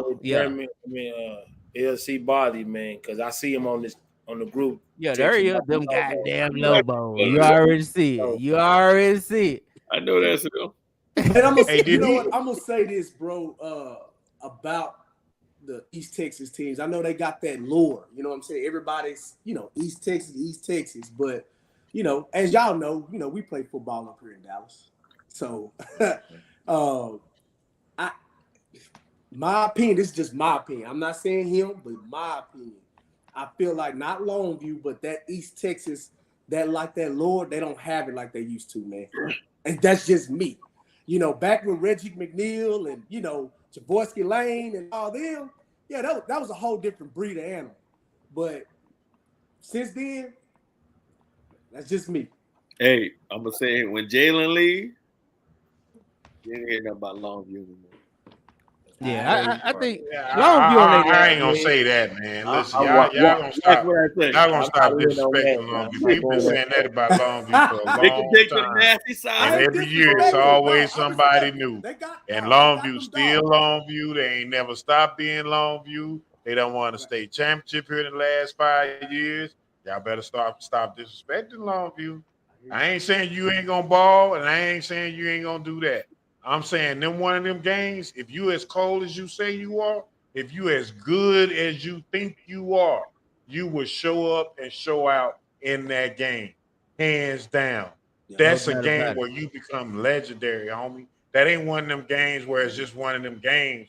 Nah, you put your name on that. When they walk out that stadium, they need to know who the best running back on that field was, who's the best team on that field. You know what I'm saying? And it don't matter how many yards you rush for if you don't get the W. Yeah. So that's what we're talking about. And people can tell you whatever. It's one of them games. If you ain't never been in one of them games, this one of them games. And people go their whole life and never get one of them games. Yeah. They ain't never in them pressure situations. Man. You worked hard for that, homie. Yeah. And it's coming. And if you ain't ready for it, that moment gonna eat you alive, bro. Yeah. So again, if you good enough, you old enough. This ain't about age. This is gonna be here. This is about something bigger than that, man. Yeah. And this is a game you're gonna have to show up and show out on it, homie. Hey, you ain't just hearing that. You ain't just hearing that from somebody that's talking. That's you talking to somebody that was an All-American in high school, All-American at Michigan University, and played in the NFL. So when he telling you that, he telling you on the real. You know what I'm saying? That's good. Coach Carr got the credentials to go with it. Me, I'm just a shit talker. But now, Coach Carr, he gonna tell you on the real. You know what I'm saying? He telling you from experience. That's good. So when you go down there in 2 weeks, man, get your body right, get your teammates right. Right, yes, sir. Yeah. And bring back that W, homie. Cause I don't seen you. It's in you. I already done seen that. Mm-hmm. Now what you gonna find out is the moment. Are you ready for the moment now, or we gonna have to wait? Yeah. You see what I'm saying? That's good, yes, sir. I love it. And watch this. And watch this, homie. Listen, I'm finna give you a cheat code. Don't gonna do nothing different. Sir. Don't do nothing different. Yes, sir. Like you ain't gotta press it. You ain't gotta press it. You ain't gotta try to make something happen out of nothing. In a game like this, if you ain't true to it, if you locked into it, that game gonna come to you. And when that game comes to you, it's gonna slow down in a way where you're gonna see things happening before you even see it happen. You understand what I'm saying? Where nothing else matters. The crowd don't matter. You don't hear nothing. And that game only is gonna happen when you let it happen. Don't go forcing that game. Just my opinion. I appreciate it. You slowing him down a little bit, man. When he hear them low balls and wolves hollering and all that, it's a whole different. You gonna feel that. You drilling are gonna be rushing in pregame. You know, you gonna feel it. People starting to foul in once you come back out. The stadium packed. I'm sure Forney gonna travel well. You know, it is gonna be a big game, but you know, they get bigger in the playoffs. Like the stage can get bigger. So you know, what he was telling you is don't try to win it by yourself. Don't try to do nothing no different, and try to run extra hard and run through a tackle and put the ball on the ground and cost your team. He wants you to play within yourself. You know, and play your best game. And your best game it might not be a 100-yard game. It might be 80 yards and 2 touchdowns. Them 80 yards might be tough. A lot of them might have been first down runs.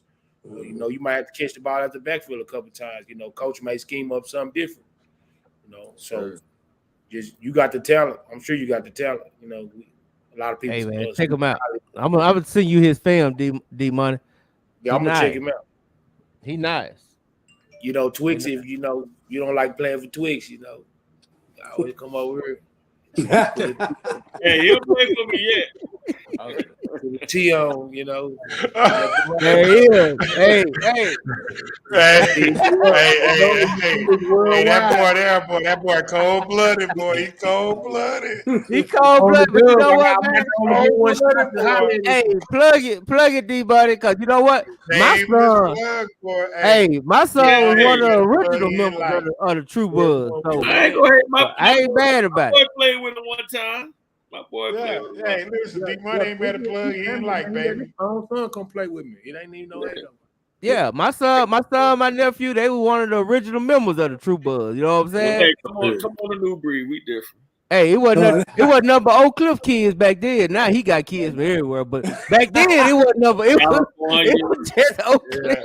But he got to East Coast TrueBuzz. Yeah. Now he got East Coast, West Coast, down south. You know, his name ain't D Money no more. It's Big Money. Yeah. No. I'm still working in the middle school, man. Don't do that. No, man, but I appreciate you guys coming on. Hey, 2 weeks from now, it's a big stage, but it ain't your only stage. You understand what I'm saying? Yes, sir. I want you going for bigger and bigger stages, and we ain't gotta wait. We ain't gonna wait. Freshman or not, brother, it's your time is now. Sir. You starting now. You running the ball now. I don't want to wait. I want to be up there with your pops or your grandpops. You know what I'm saying? I want to be up there eating popcorn, sneaking liquor in the games and having a good time. So we need you to keep on going, homie. Yes, sir. Yes, sir. You know what I'm saying? I need you to get on the bigger stage. You know what I'm saying? Yes, sir. I feel you. Hey, man, I believe in you, though, brother. I appreciate y'all for coming by, man. We're going to keep in contact, though, for real. Definitely. Yes, sir. I appreciate you. Yes, sir. All right. Hey, man, y'all be good. All right, brothers. All right. Yeah, man. I like that, man. Those are good people right there. Yeah, it was good seeing with his dad, man. That's good inspiration, man. Hey, man. So it's so ironic, though, man, because I work with his grandfather. And his grandfather trained me on a job, and I was in my 20s. You know what I'm saying? This is about like 20 years ago. And he used to tell me about his son. You know what I'm saying? He used to tell me about his son playing football and how good he was. I remember because he was struggling. He didn't know whether to take his son to Lincoln to play for Sample or to stay at West Mesquite. That's how long ago we talking. I know my dad. My dad was teaching at West Mesquite when he was there. Oh yeah, man. So when I saw him, man, I saw him in our group and he posted his son. I was like, man, that was like, I was like, wow. You know what I'm saying? I remember it's crazy to see the third generation coming. And he's special, man. He's special. D-Money, I gotta send you that film. You gotta watch him, man. That kid is special for real. That guy got some moves that's off the chain. But I tell you what, man, let's talk about this next game. Before we talk about, I want to get y'all thoughts on North Crowley. They went out there and they went out to Euless and whooped up on Trinity. I think they beat them by 20-something. I've been telling people since fall camp. That's what we was at that game. Even that scrimmage. Yeah. Hey, I've been telling them since that scrimmage, Sean. Yeah. North Crowley ain't to be played with. Right. They keep that same energy. Like this. A good run. I watched, Caden. Caden was our quarterback in Salter. And I seen Coach Gates, at Cedar Hill. And I watched him last year heavily because you know how deep I was in with Boogie as well. That's at DeSoto. And he just got kids play for him. Like that Cedar Hill defense last year was really, really nice. And he got those kids over there. When you see him on Facebook posting him cooking breakfast and stuff like that, he got kids playing outside themselves. And they done bought in early. No doubt. And you see some programs where the kids don't buy in. Some schools, they move before they even get a head coach a chance. And I really commend Coach Gates on what he got them boys doing out there because Coach Allen left them a good team.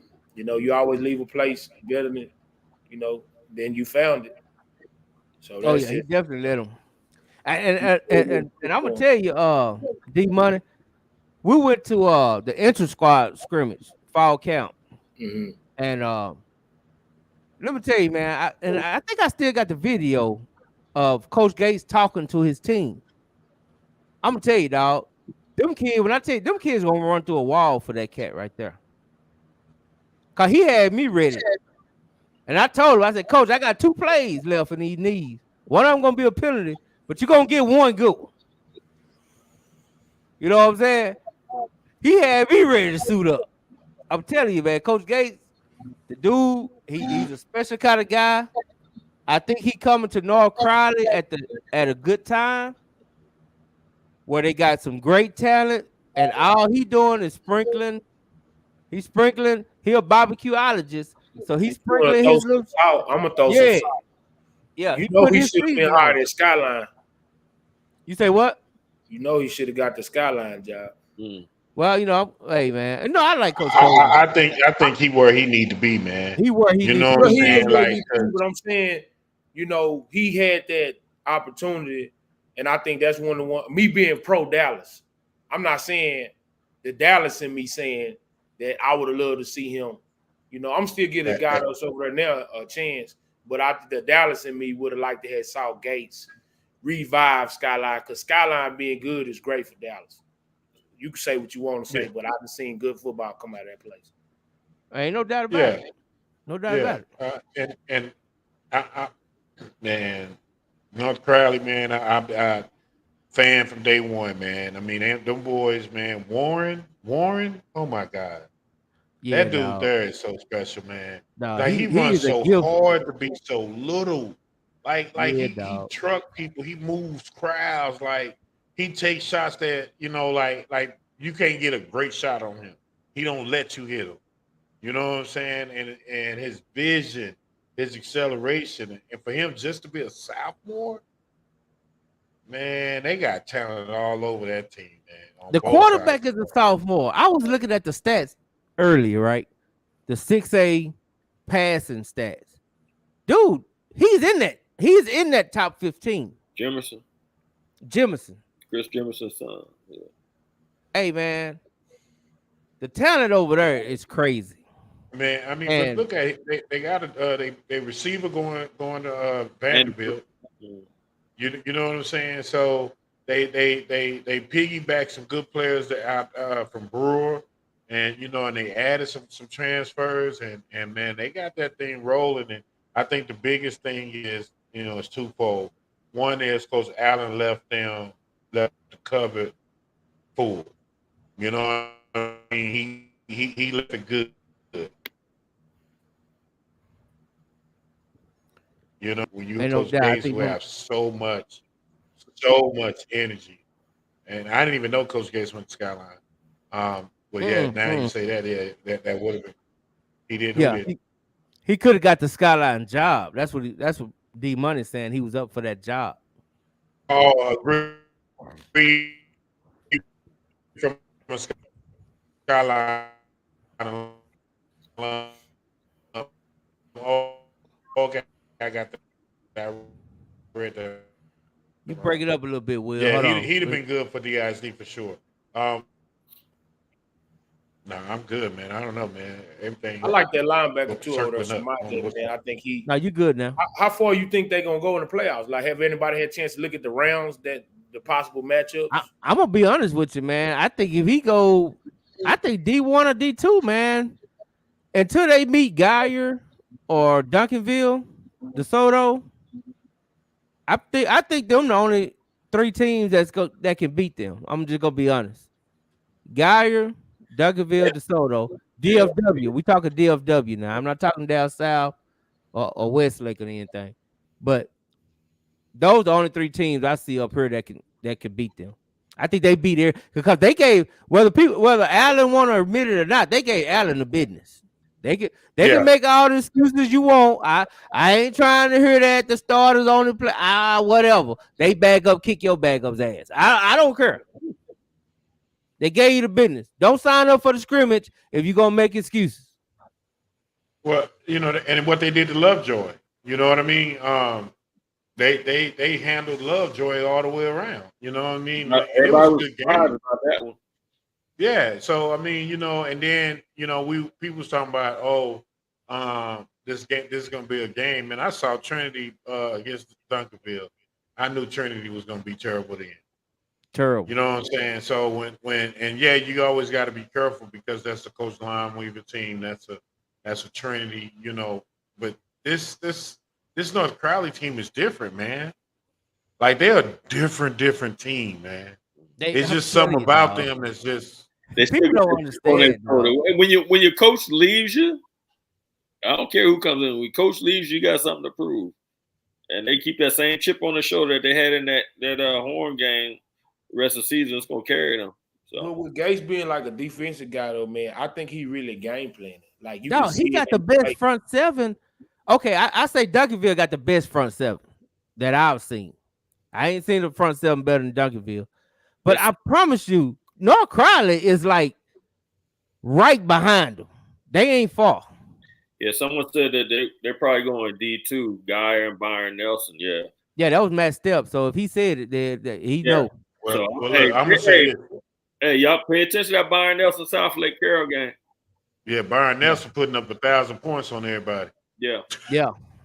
But I promise you they won't put it up on North Shore, man. I mean not on North Shore, but North Crowley. North Shore either, if you want to be honest about it. But North Crowley. They ain't gonna do it against them either. But hey, man, let's get to the game what everybody talking about, man. We had a big game with Waxahachie at DeSoto. Raise your hand if anybody know about it, saw it. Let me know. I was there. Okay, well, I'm gonna start with you first. Then first half. I was there first half. Then I went to the Mesquite game.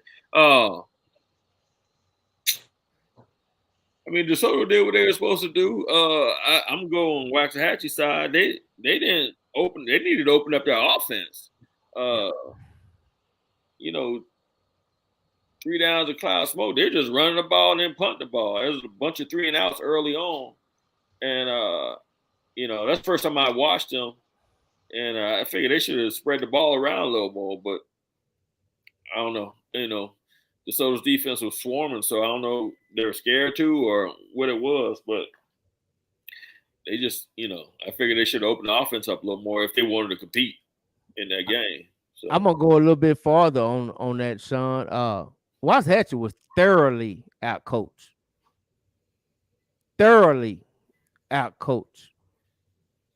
I ain't never been so disappointed.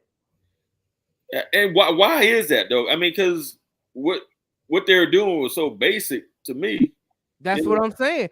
You can't tell me you that arrogant. I don't want to think that they was that arrogant where they thought they were just gonna go in there with some basic ass stuff and beat DeSoto. Yeah. You know what I'm saying? So I don't want to think that they was that arrogant. Yeah. But either you that arrogant or you that dumb, it don't even matter, right? And then they're double teaming. Someone said triple teaming Jonte. No, they wasn't. I saw the film. Yeah, they had someone playing over top, but even if they're doing that, they got 4 or 5 other receivers. Yep. Anyway, but there you go. That's coaching too, though. So I don't know. I'm gonna tell you, man. They was thoroughly out coached. They had no adjustments. I'm talking about zero. They made 0 adjustments to anything DeSoto did. Yeah. They made 0 adjustments. DeSoto just did what they wanted to do. They got thoroughly whooped in the trenches. Yeah. I mean, let's just be honest, man. And that's part of the reason why I left. I said this ain't gonna be a game if coach is gonna do like this. Yeah. I mean, DeSoto got a 5'5" center and a 5'7" nose guard. Mm-hmm. And they whoop you in the trench. You couldn't even win that battle. Yeah. Yeah. You made no adjustments. You kept trying to do the same old run play. Yeah, I didn't get that. You didn't bring the quarterback in that could actually get some yards till the game was out of hand. Yeah. I mean, that was pathetic, man. I was very, very, because I thought Coach Tyler was way better than that. Now, like I say, maybe I don't know what his thinking was. I can't read his mind, right? But all I know is I saw a team that made 0 adjustments when you was getting beat. Well, when you watch a film so much like that, they probably saw some on film. They had to have seen some on film at a 6A program like that where they thought that they could run some type of run scheme. And who knows, DeSoto, when you say our coach and DeSoto made us switch something up. I wasn't there. I didn't see the game. I saw highlights and clips, but they came out with a different look than they normally had. They had those types of players in their program where they can be versatile with what they play, whether it be from the linebackers or the secondary, to take away what they thought they was gonna get. And that's one thing in coaching where you're supposed to have all your stuff installed. That's why if you watch colleges prepare or pros, they do it in style segments. You never know what game you're gonna need certain type of play. You can't get stuck on one scheme and can't get yourself out of a jam. Right. And that's what I'm saying. It's like they didn't have a plan B. You see what I'm saying? Yeah. They didn't have a plan B. Yeah. I mean, DeSoto proved to you. DeSoto basically came out and said, "You're not finna run on us." Period. They want you to throw. They said, "You're not going to run on us." Period. And there was no adjustments. Did the quarterback come to play? And I thought they had a good. Horsfield was a top quarterback. Did he show any type of senior leadership that? I don't know if they gave him an opportunity. Really, I don't know, because I'm telling you, he was just running the ball. He threw what? I can't remember the stats, but I don't think they gave him enough opportunity to spread the ball around like they should have. No, they didn't. And when they did throw it, they hit a couple of big plays to Abney. I'm gonna be like this. And then I was disappointed in some of the Washington Hatchet players. Hey, that was supposed to be a big game, right? Yeah. I'm just gonna be honest. Some of them players didn't show up. Yeah. I just gotta keep, you know me. Hey, I'm gonna keep it real. Well, some of the players didn't show up. You know what I'm saying? Yeah. You know, and I didn't see no leadership on the sideline. I was sitting on Washington Hatchet side. I didn't see no leadership on the sideline. I saw a defeated team in the second quarter. So what happened in the second quarter? Somebody was saying that they were coming back. Washington Hatchet was coming back, or what? When they made the QB change, that number 8, he gave them life because he was more of a runner, electric runner. He wasn't just a runner. No, he electric. Like he hit that hole, he gone, Jack. Like he was hitting it. And they started making a comeback. It energized everybody else. You see what I'm saying? Pretty close. I mean, and like I say, I think the young bull number 3, the safety, that dude, he came to play. It wasn't the whole team. I could name some players that showed up. Bex, the running back number 5. Hey, he got a couple good runs. Abney, the wide receiver cornerback. He got loose a couple times, got a couple nice catches. The cornerback, I'm gonna be honest, I was impressed with that cornerback that's going to Ohio State. Oh, the one was over there with Jonte. The one he was locked up with Jonte all night, and no, it wasn't double and triple team all night. Cause he released his huddle from that game, and you go back and look at that huddle. He was out there with Jonte 1-on-1. Yeah, okay. I mean, who had the better game? Did he have a good game against him? Who? No, Jonte had like 1 catch for negative yards. Dang. Yeah. No, that dude can ball. I mean, that dude can ball, dog. He going to Ohio State. He going to Ohio State for a reason. Yeah, he looked the part too. Yeah, he big, man. That joke about 6'2". Yeah, he fast. He big. Like he swallowed Jonte. Like Jonte looked like he could. He sounded like he was a hooper. You couldn't even see his Jonte. There you go, Will. I'm serious. He sounded like a hooper. You sound like I can't get no scholarship in basketball, so I'm gonna play corner like these big receivers down. Listen, man, I didn't see the game, but from what I read, and this is just me looking at an interview that P had with one of the coaches, and he said, and he said one of the things that they did was they put an emphasis on the weight room, and they tackle once a week. Yeah. And they put an emphasis on being more physical, which was disappointing to hear that. Yeah, this is one of the games where I think all that hard work has really paid off for them, because if you think about it, and I think a lot of it too is you know, you kind of got to watch.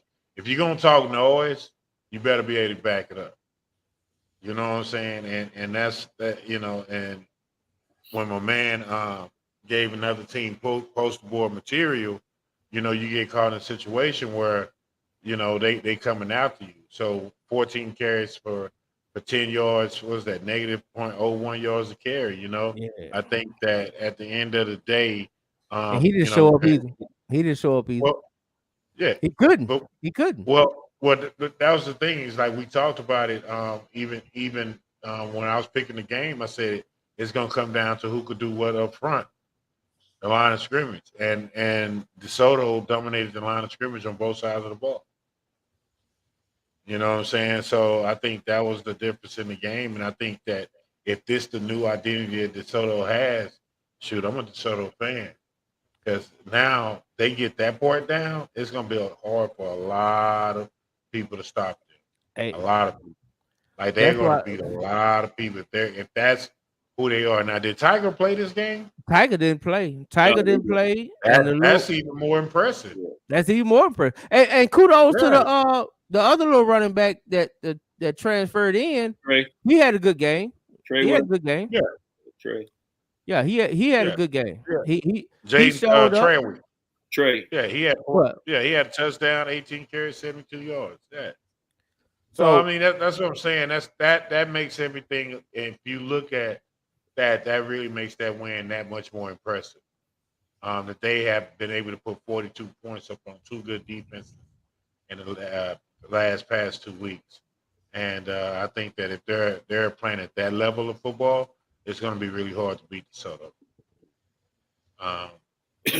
Hey man, hold on. Let me get Jesse in here while he driving the whole damn truck. Hey man, go on and say what you gotta say if we can kick you out of here. I'm listening, bro. You fuck around and kill somebody. Man, go ahead and talk, man. I see it. I'm good. Yeah, I just got hit.com watching this right now. Hell no, nigga. Shit, I'm good. Shit. Hey, this damn Bluetooth, they be telling me like head coaches on. Shit, they come in handy. What's up, Jesse? What's up with my boy D Money Bill on her? What's up, man? What's up with man? Hey, time for the dub. I see them at the games. I seen them last week at Carter and Lincoln. See them this week at Hudge. They doing Thursday, Friday, and Saturday. Man, they working hard. Oh yeah, they getting it. Hey, they getting it, man. Shit, I hit 20 this weekend, so we know where you was at. I should have me a dub shirt on. Damn shit, they give me one. Hey man, can we hold down with the cussing? But tell me what you think. Yeah, it's only 2 cuss words per show. You don't use them up. So tell me, man. Go ahead and tell me what you think about that. Well, first, do you know anything about DeSoto Waxahachie game? Man, not really, cause I was like I said the Longview game. I was keeping up the score on my phone or whatever, and like I said, I picked Waxahachie to win, so I'm just gonna give DeSoto their props. You know, they beat them. They were one of the teams I picked for them to beat DeSoto. So they had to step up and shut down the run game because I thought Waxahachie had one of the strongest run games or whatever from what I've seen. But kudos to DeSoto for stepping up and beating them. So I really don't like to have too much sake. I didn't see it. I didn't go back and watch it. Oh yeah, but yeah, I ain't gonna lie. Watching that game, it made me. I'm like Will, man. I mean, if y'all gonna play like that, then I'm a DeSoto fan. I mean, like I said, I'm gonna go back and check it out, man. But like I said, I'm gonna see how they're gonna do against Duncanville. I'm really looking forward to that matchup. Like I said, I did pick Hatch, but Duncanville gonna tell me a whole lot about DeSoto. Well, I don't know, man. It's me, like I said, I know they're gonna be able to match up with him in the trenches. Don't start that, Jeremy, with that bias, man. We didn't all got hyped up for that game too many years in a row. That's what I'm saying. I'm just saying I don't know. All I'm saying is I like what DeSoto. Hey, I picked DeSoto to beat Duncanville last year at this time when they played the first time. I bought into the hype last year. Well, it ain't no hype. What you got to buy into, like Coach Will said, is the weight room in the trenches. I mean, as long as I've been watching Sample's team, Coach, they gonna be stronger than everybody else. Yeah. And that's how you're gonna win that game. If you can't, the trenches usually win that game every time. And the best coach in the game that's not getting talked about every year is Coach Bonner. He's probably the best. The new DC at DC, but he been with Samples. I mean, he been with Samples. I'm just saying he the DC his first year. DC now, but he's the D-line coach. Yeah. And every year after year, whether you know the player's name or not, those D linemen at Duncanville, they just look better than most D linemen around in the country at high school level. Like they can play the gaps, they play the run scheme, they don't go up the field too far. They harass the quarterback. They know how to react to screens. Like you see the full entree of D line play when you watch a Duncanville D line play, and I give credit to Coach Bonner, man. I think he should be the next head coach. for the next top job in here, man. Ain't no doubt. I think he should be next in line whenever Sample hang it up. They should just give that man a job. They should give him the title now. If you just leave it up to me. Yeah. You know, but and you're right. I mean, and I tell everybody, man, if my son is a D lineman, I'm finding me some rental property in Duncanville. Because that's where I'm taking my son. You know, I'm not taking a chance on nobody else. I know what Bonner doing over there. Yeah, he really good, man. Really good. I know what he's doing over there. D block, he called it. D block. And no, make no mistake about it. Like I said, I love North Crowley front seven, but I ain't picking nobody over Duncanville front seven. Oh no, you can't, man. Listen, and on top of that, man, he's doing a great job as a first year D coordinator, man. So, you know, he's doing a great job. He got them boys rolling. Duncanville is good, and you know, I would love to see a North Crowley Duncanville game. I really would. I do too. You know, and the beauty of a North Crowley is they still babies. They babies. You know what I'm saying? Now they defense is older. You know, which is really the best part of their team. Yeah. You know, so you know, you lose them guys, but and shout out to that linebacker, man. That's going to Texas, man. That dude right there, dog. That's relentless. Samaj, dog. Good Lord, dude. That hey, man, he a treat to see, dog. If you're a fan of defensive football, go watch that cat, dog. He loved football, man. He loved it. You could tell the way he walked, dog. He got that Conor McGregor walk. Like he walked like he know he the best guy on the field. Period. He walk in like that. You know what I'm talking about, Sean? He walk in like he the baddest man on the field. You know what I'm saying? Man. He's a beast, man. Y'all gotta go watch him play, man. Just gotta watch him play. Dog, this guy walk on the field like he the baddest thing. Dog, it's amazing to just you like. Okay, I know who that is. You know what I'm saying? It's just like at D Money. I promise you, dog. You can't even count. You can't count. You barely can count the one. You damn sure ain't gonna count the two. From the time that kid recognized who got the ball to the time he make the tackle, you barely can snap your fingers, man. I promise you. I'm not exaggerating. Once I met him, he was at the Bama and Texas game.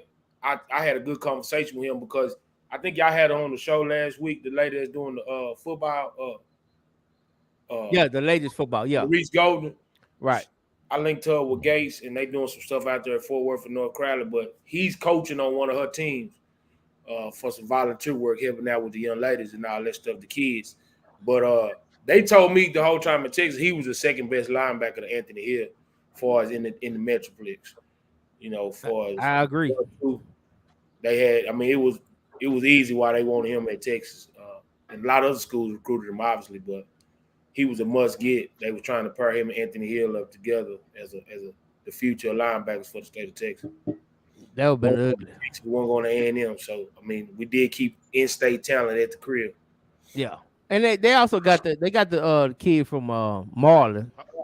Yeah, they got the big kid from Marlin. Yeah, they got Gillette. So they got talent coming at Texas. They just better learn how to close some games out. Let's big up. You know, we got to give it up for the South.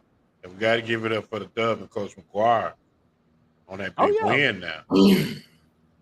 Hey, man. I don't want to. You're right. I mean, shit, that's huge. He did it. That's huge. You know what I mean? Like, he got him one. He got a big one. He got a big one. He got a lot of Dallas guys over there coaching with Emmett. Oh, shout out to Emmett. Shout out to Emmett Jones. And what's the big D lineman name? D-line coach. I saw Fitch Crunk on that sideline. Yeah. Big time hire for Coach McGuire. You know, Fitch and Emmett was big time. Yeah, he know what he's doing, man. He gonna get, you know, I think they'll get more DF Dub players out that way with that coaching staff. I think they're gonna get more.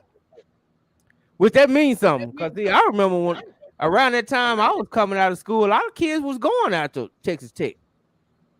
You know, Byron that was Ricky Williams. Yeah, because I mean, like, Ricky Williams. McKinley. Really before that, Adrian Rowland, Anthony Armour, Sean Banks, Verone McKinley, Sean Hurd. Yeah, there you You go. know what I'm saying? Big Daniels. Like that. Sonny Dykes had a pipeline from DISD. Yeah. I visited Texas Tech. Robert Hall. Shout out to Robert Hall. Robert Hall. Absolutely. Yeah. So I think they're gonna do good, man. That and that guy is he got a plan, obviously. So I hope, hey man, this show is called the Dub for a reason. We DFW, so I hope we can get as many DFW kids as we can to somebody college. You know what I'm saying? Yeah, I mean, I want to go to somebody college. You know, it'll be good. You know what I'm saying, to see a coach like Coach McGuire from a neighborhood go off and win and do some good things. And the good thing is, they're in the Big 12. Yeah. So you know what I'm saying, they don't have to play Texas for a conference game. You know what I'm saying? So you know, and the way Oklahoma took one on the chin. I'll be honest, man. D-Money, you see what's going on in Kansas, man? Man, yeah, Kansas, yeah. I had a beef with Kansas, man. I ain't gonna lie to you, man. I feel like our Dallas boys was going to Kansas and not being successful. And I actually called after coach. I talked to him at the SMU camp. You know, one of the coaches there, and they were just kind of, it's a two-way street. Some things our kids didn't do right, but we got a lot of Dallas kids on that Kansas team. Is what you call still out of them put out that team and transfer to other places as well. Hey, D, what you call still out there? LJ? Poteet. No, he at Abilene Christian. Go lightly. Christian, go lightly. Yeah, go lightly. He left. Magic left. Velton Gardner, he's at SMU. He left. Now I did see Arnold still there. He caught a big touchdown time pass. from Sock. He left. I don't know where he's at the moment, but he's not at Kansas anymore. Yeah. They still got the left guard from DeSoto, Adams, Big Mister. Yeah, the wide receiver too, Arnold from DeSoto. So I mean, That's you know, good. hey, maybe they shine away. We got Keelan Robinson from South Grand Prairie and his twin brother. They play up there as well. Okay, well, hopefully they can. I mean, if they smart, they won't cut their pipeline off. That'll be crazy. But hey, you can't argue with them. They doing good right now. So that was Emmett bringing them boys down there too. Emmett had a lot to do with that. Oh, ain't no doubt. Ain't no doubt. Kansas transition. Right. You know, he left. Some of them boys kind of felt a little different about that. Yeah, they feel, I can see that. Cause I don't think he got no Dallas connection on that staff, do it? Not this new staff. No. So we'll see. But right now they balling. Well, I mean, you know, he is a Midwest coach, so it's not like, you know, right. You know, and then at the end of the day, man, Kansas. I mean, you got to think about what is it? Kansas, Duke. What's the other basketball school? North Carolina. North Carolina. What? NC State. They was all undefeated going into the weekend. Yeah. You know, so they gotta do what they gotta do, man. They gotta do. You got good coaches, man. You got good coaches and good kids, man. You can win a lot of football games. Ain't no doubt. You can turn a lot of programs around. Oh, there go my man Curtis Pruitt. Hey, my Pruitt dog. Curtis, I gotta get you on the show one Sunday, man. That's the homie right there, man. Curtis Pruitt, man. He keep in contact with he follow football and basketball a lot. DFW. Man, shoot. Let me tell and you that's the about homie. Curtis Pruitt. That's the homie, man. For That's real. the homie. Like Curtis Pruitt, Pico. Curtis Pruitt played for the Redbird Raiders. He one of the original OGs. He one of the original Redbird Raiders. Yeah. Curtis Pruitt. Yeah, I like Pruitt, man. We gotta get Pruitt on, man. I like talking to Pruitt too, man. That's a real good dude. That's the homie. But before we get on out of here, man, tell me who else. Hey, I want to know, Twix, what you think of this Rockwall Horn game? Is it worth me going to this week? That's probably the best game of the week. It is. Well, no, it will be. It will be. I'll be there. Probably don't fly down to Baton Rouge, but I'll be there. It'll be a good game. It should be a good game. Be a good game. Be a good game. Who y'all playing? Southern or who your son are playing? Southern or LSU? Yeah, Southern. Okay. Yeah. So you think it'll be worth it if we go ahead and I tell Coach Will we going down to Horn? Yeah. Horn and Rockwall? Yeah. Now I gotta check on I just got back in town this morning. Titus got hurt in that North But the backup running back ran for like one something, didn't he? Yeah. So they got senior Jeremiah Baptiste. They got him back there too. So I just wish Will had stayed. Will Stevens stayed. He transferred. Hey, I watched Will Thursday at Hutch. He looked good. He on JV still. No. He played varsity. He played varsity. I know. Okay. He did his 2 weeks. He played varsity. Okay. Now I do, and I think Barnett need to play them boys both ways. The way I look at it, man, you 4A. I'm not trying to hear no offense, defense. Yeah. You know what I'm saying? I ain't trying to hear that. The best players need to play. I ain't trying to hear that at no level. Yeah, for real. I mean, we're going to be honest, but to me, it's ridiculous at 4A. Yeah. I mean, I just think it's ridiculous at 4A because you can't tell me you got 22 starters. Yeah. Very seldom. Right. Well, yes, and especially if that kid is not touching the ball 15 to 20 times a game. You know what I'm saying? If he's touching the ball 15, 20, 25 times a game, you're only playing offense and situational defense. You know what I'm saying? But that kid not even touching the rock like that. No. They got some talent over there, man.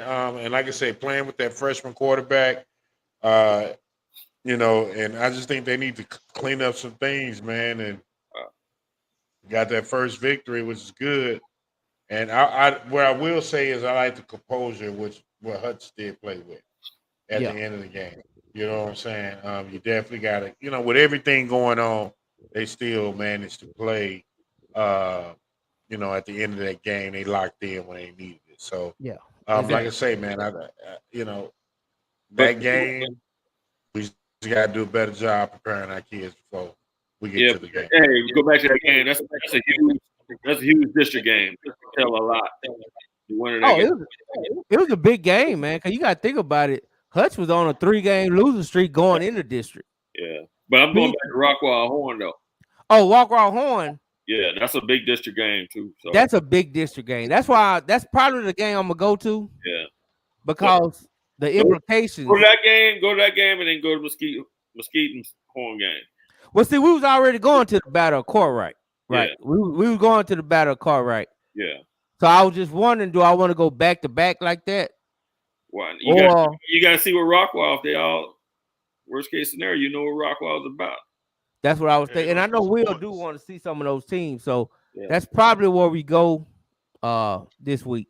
Yeah. I'm curious because I like the Horn team. Mm-hmm. I like them, but I'm shaky on their defense. I'm not bought in yet. Yeah. I'm not bought all the way in on their defense. This is the game. This is a game to tell you about it. Yeah, ain't no doubt about it, man. They might get 50 hung on them if they ain't ready. If they're gonna be ready for this game. So what they gonna do the rest of the season, man. Hey J Mac, I want to suggest it too, bro. Like, and I was looking on the schedule, there ain't too many good games this week, but the Rockwall and Horn is one. Another one that might not be on y'all radar is Capel and Louisville. That's a big rival game that's going on this weekend too. Yeah, that's a good game. That's a good game. I can see that. I think both of them are 3-1. I need a good game Thursday, man. Because Saturday we're going to the Grambling PV game. Yeah, we got Grambling Hey, the Dub. Check this out. The Dub gonna be on the sideline, Grambling Prairie View. What you think about it, huh? The Dub is in the house on Grambling Prairie View, baby. Hey, Jeremy. Yeah, J-Man, when you said about that sideline, good interview. You know what came to mind. Oh yeah. I ain't gonna tell that on air, man. I'm staying out of trouble. But the Dub is gonna be in the house legally this time.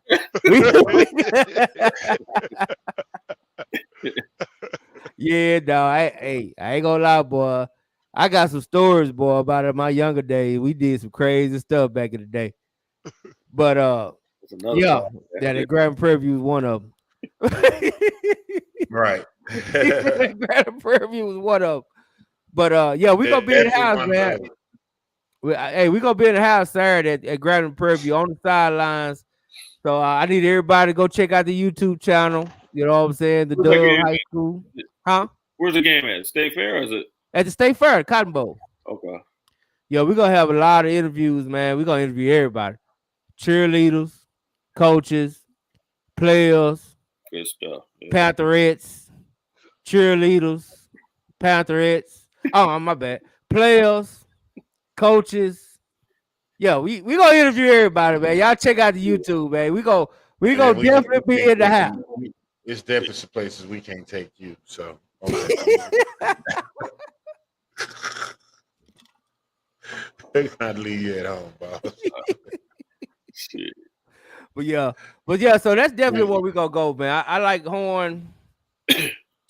And we also got a Carter kid starting there running back at Prairie View, so I definitely want to see him.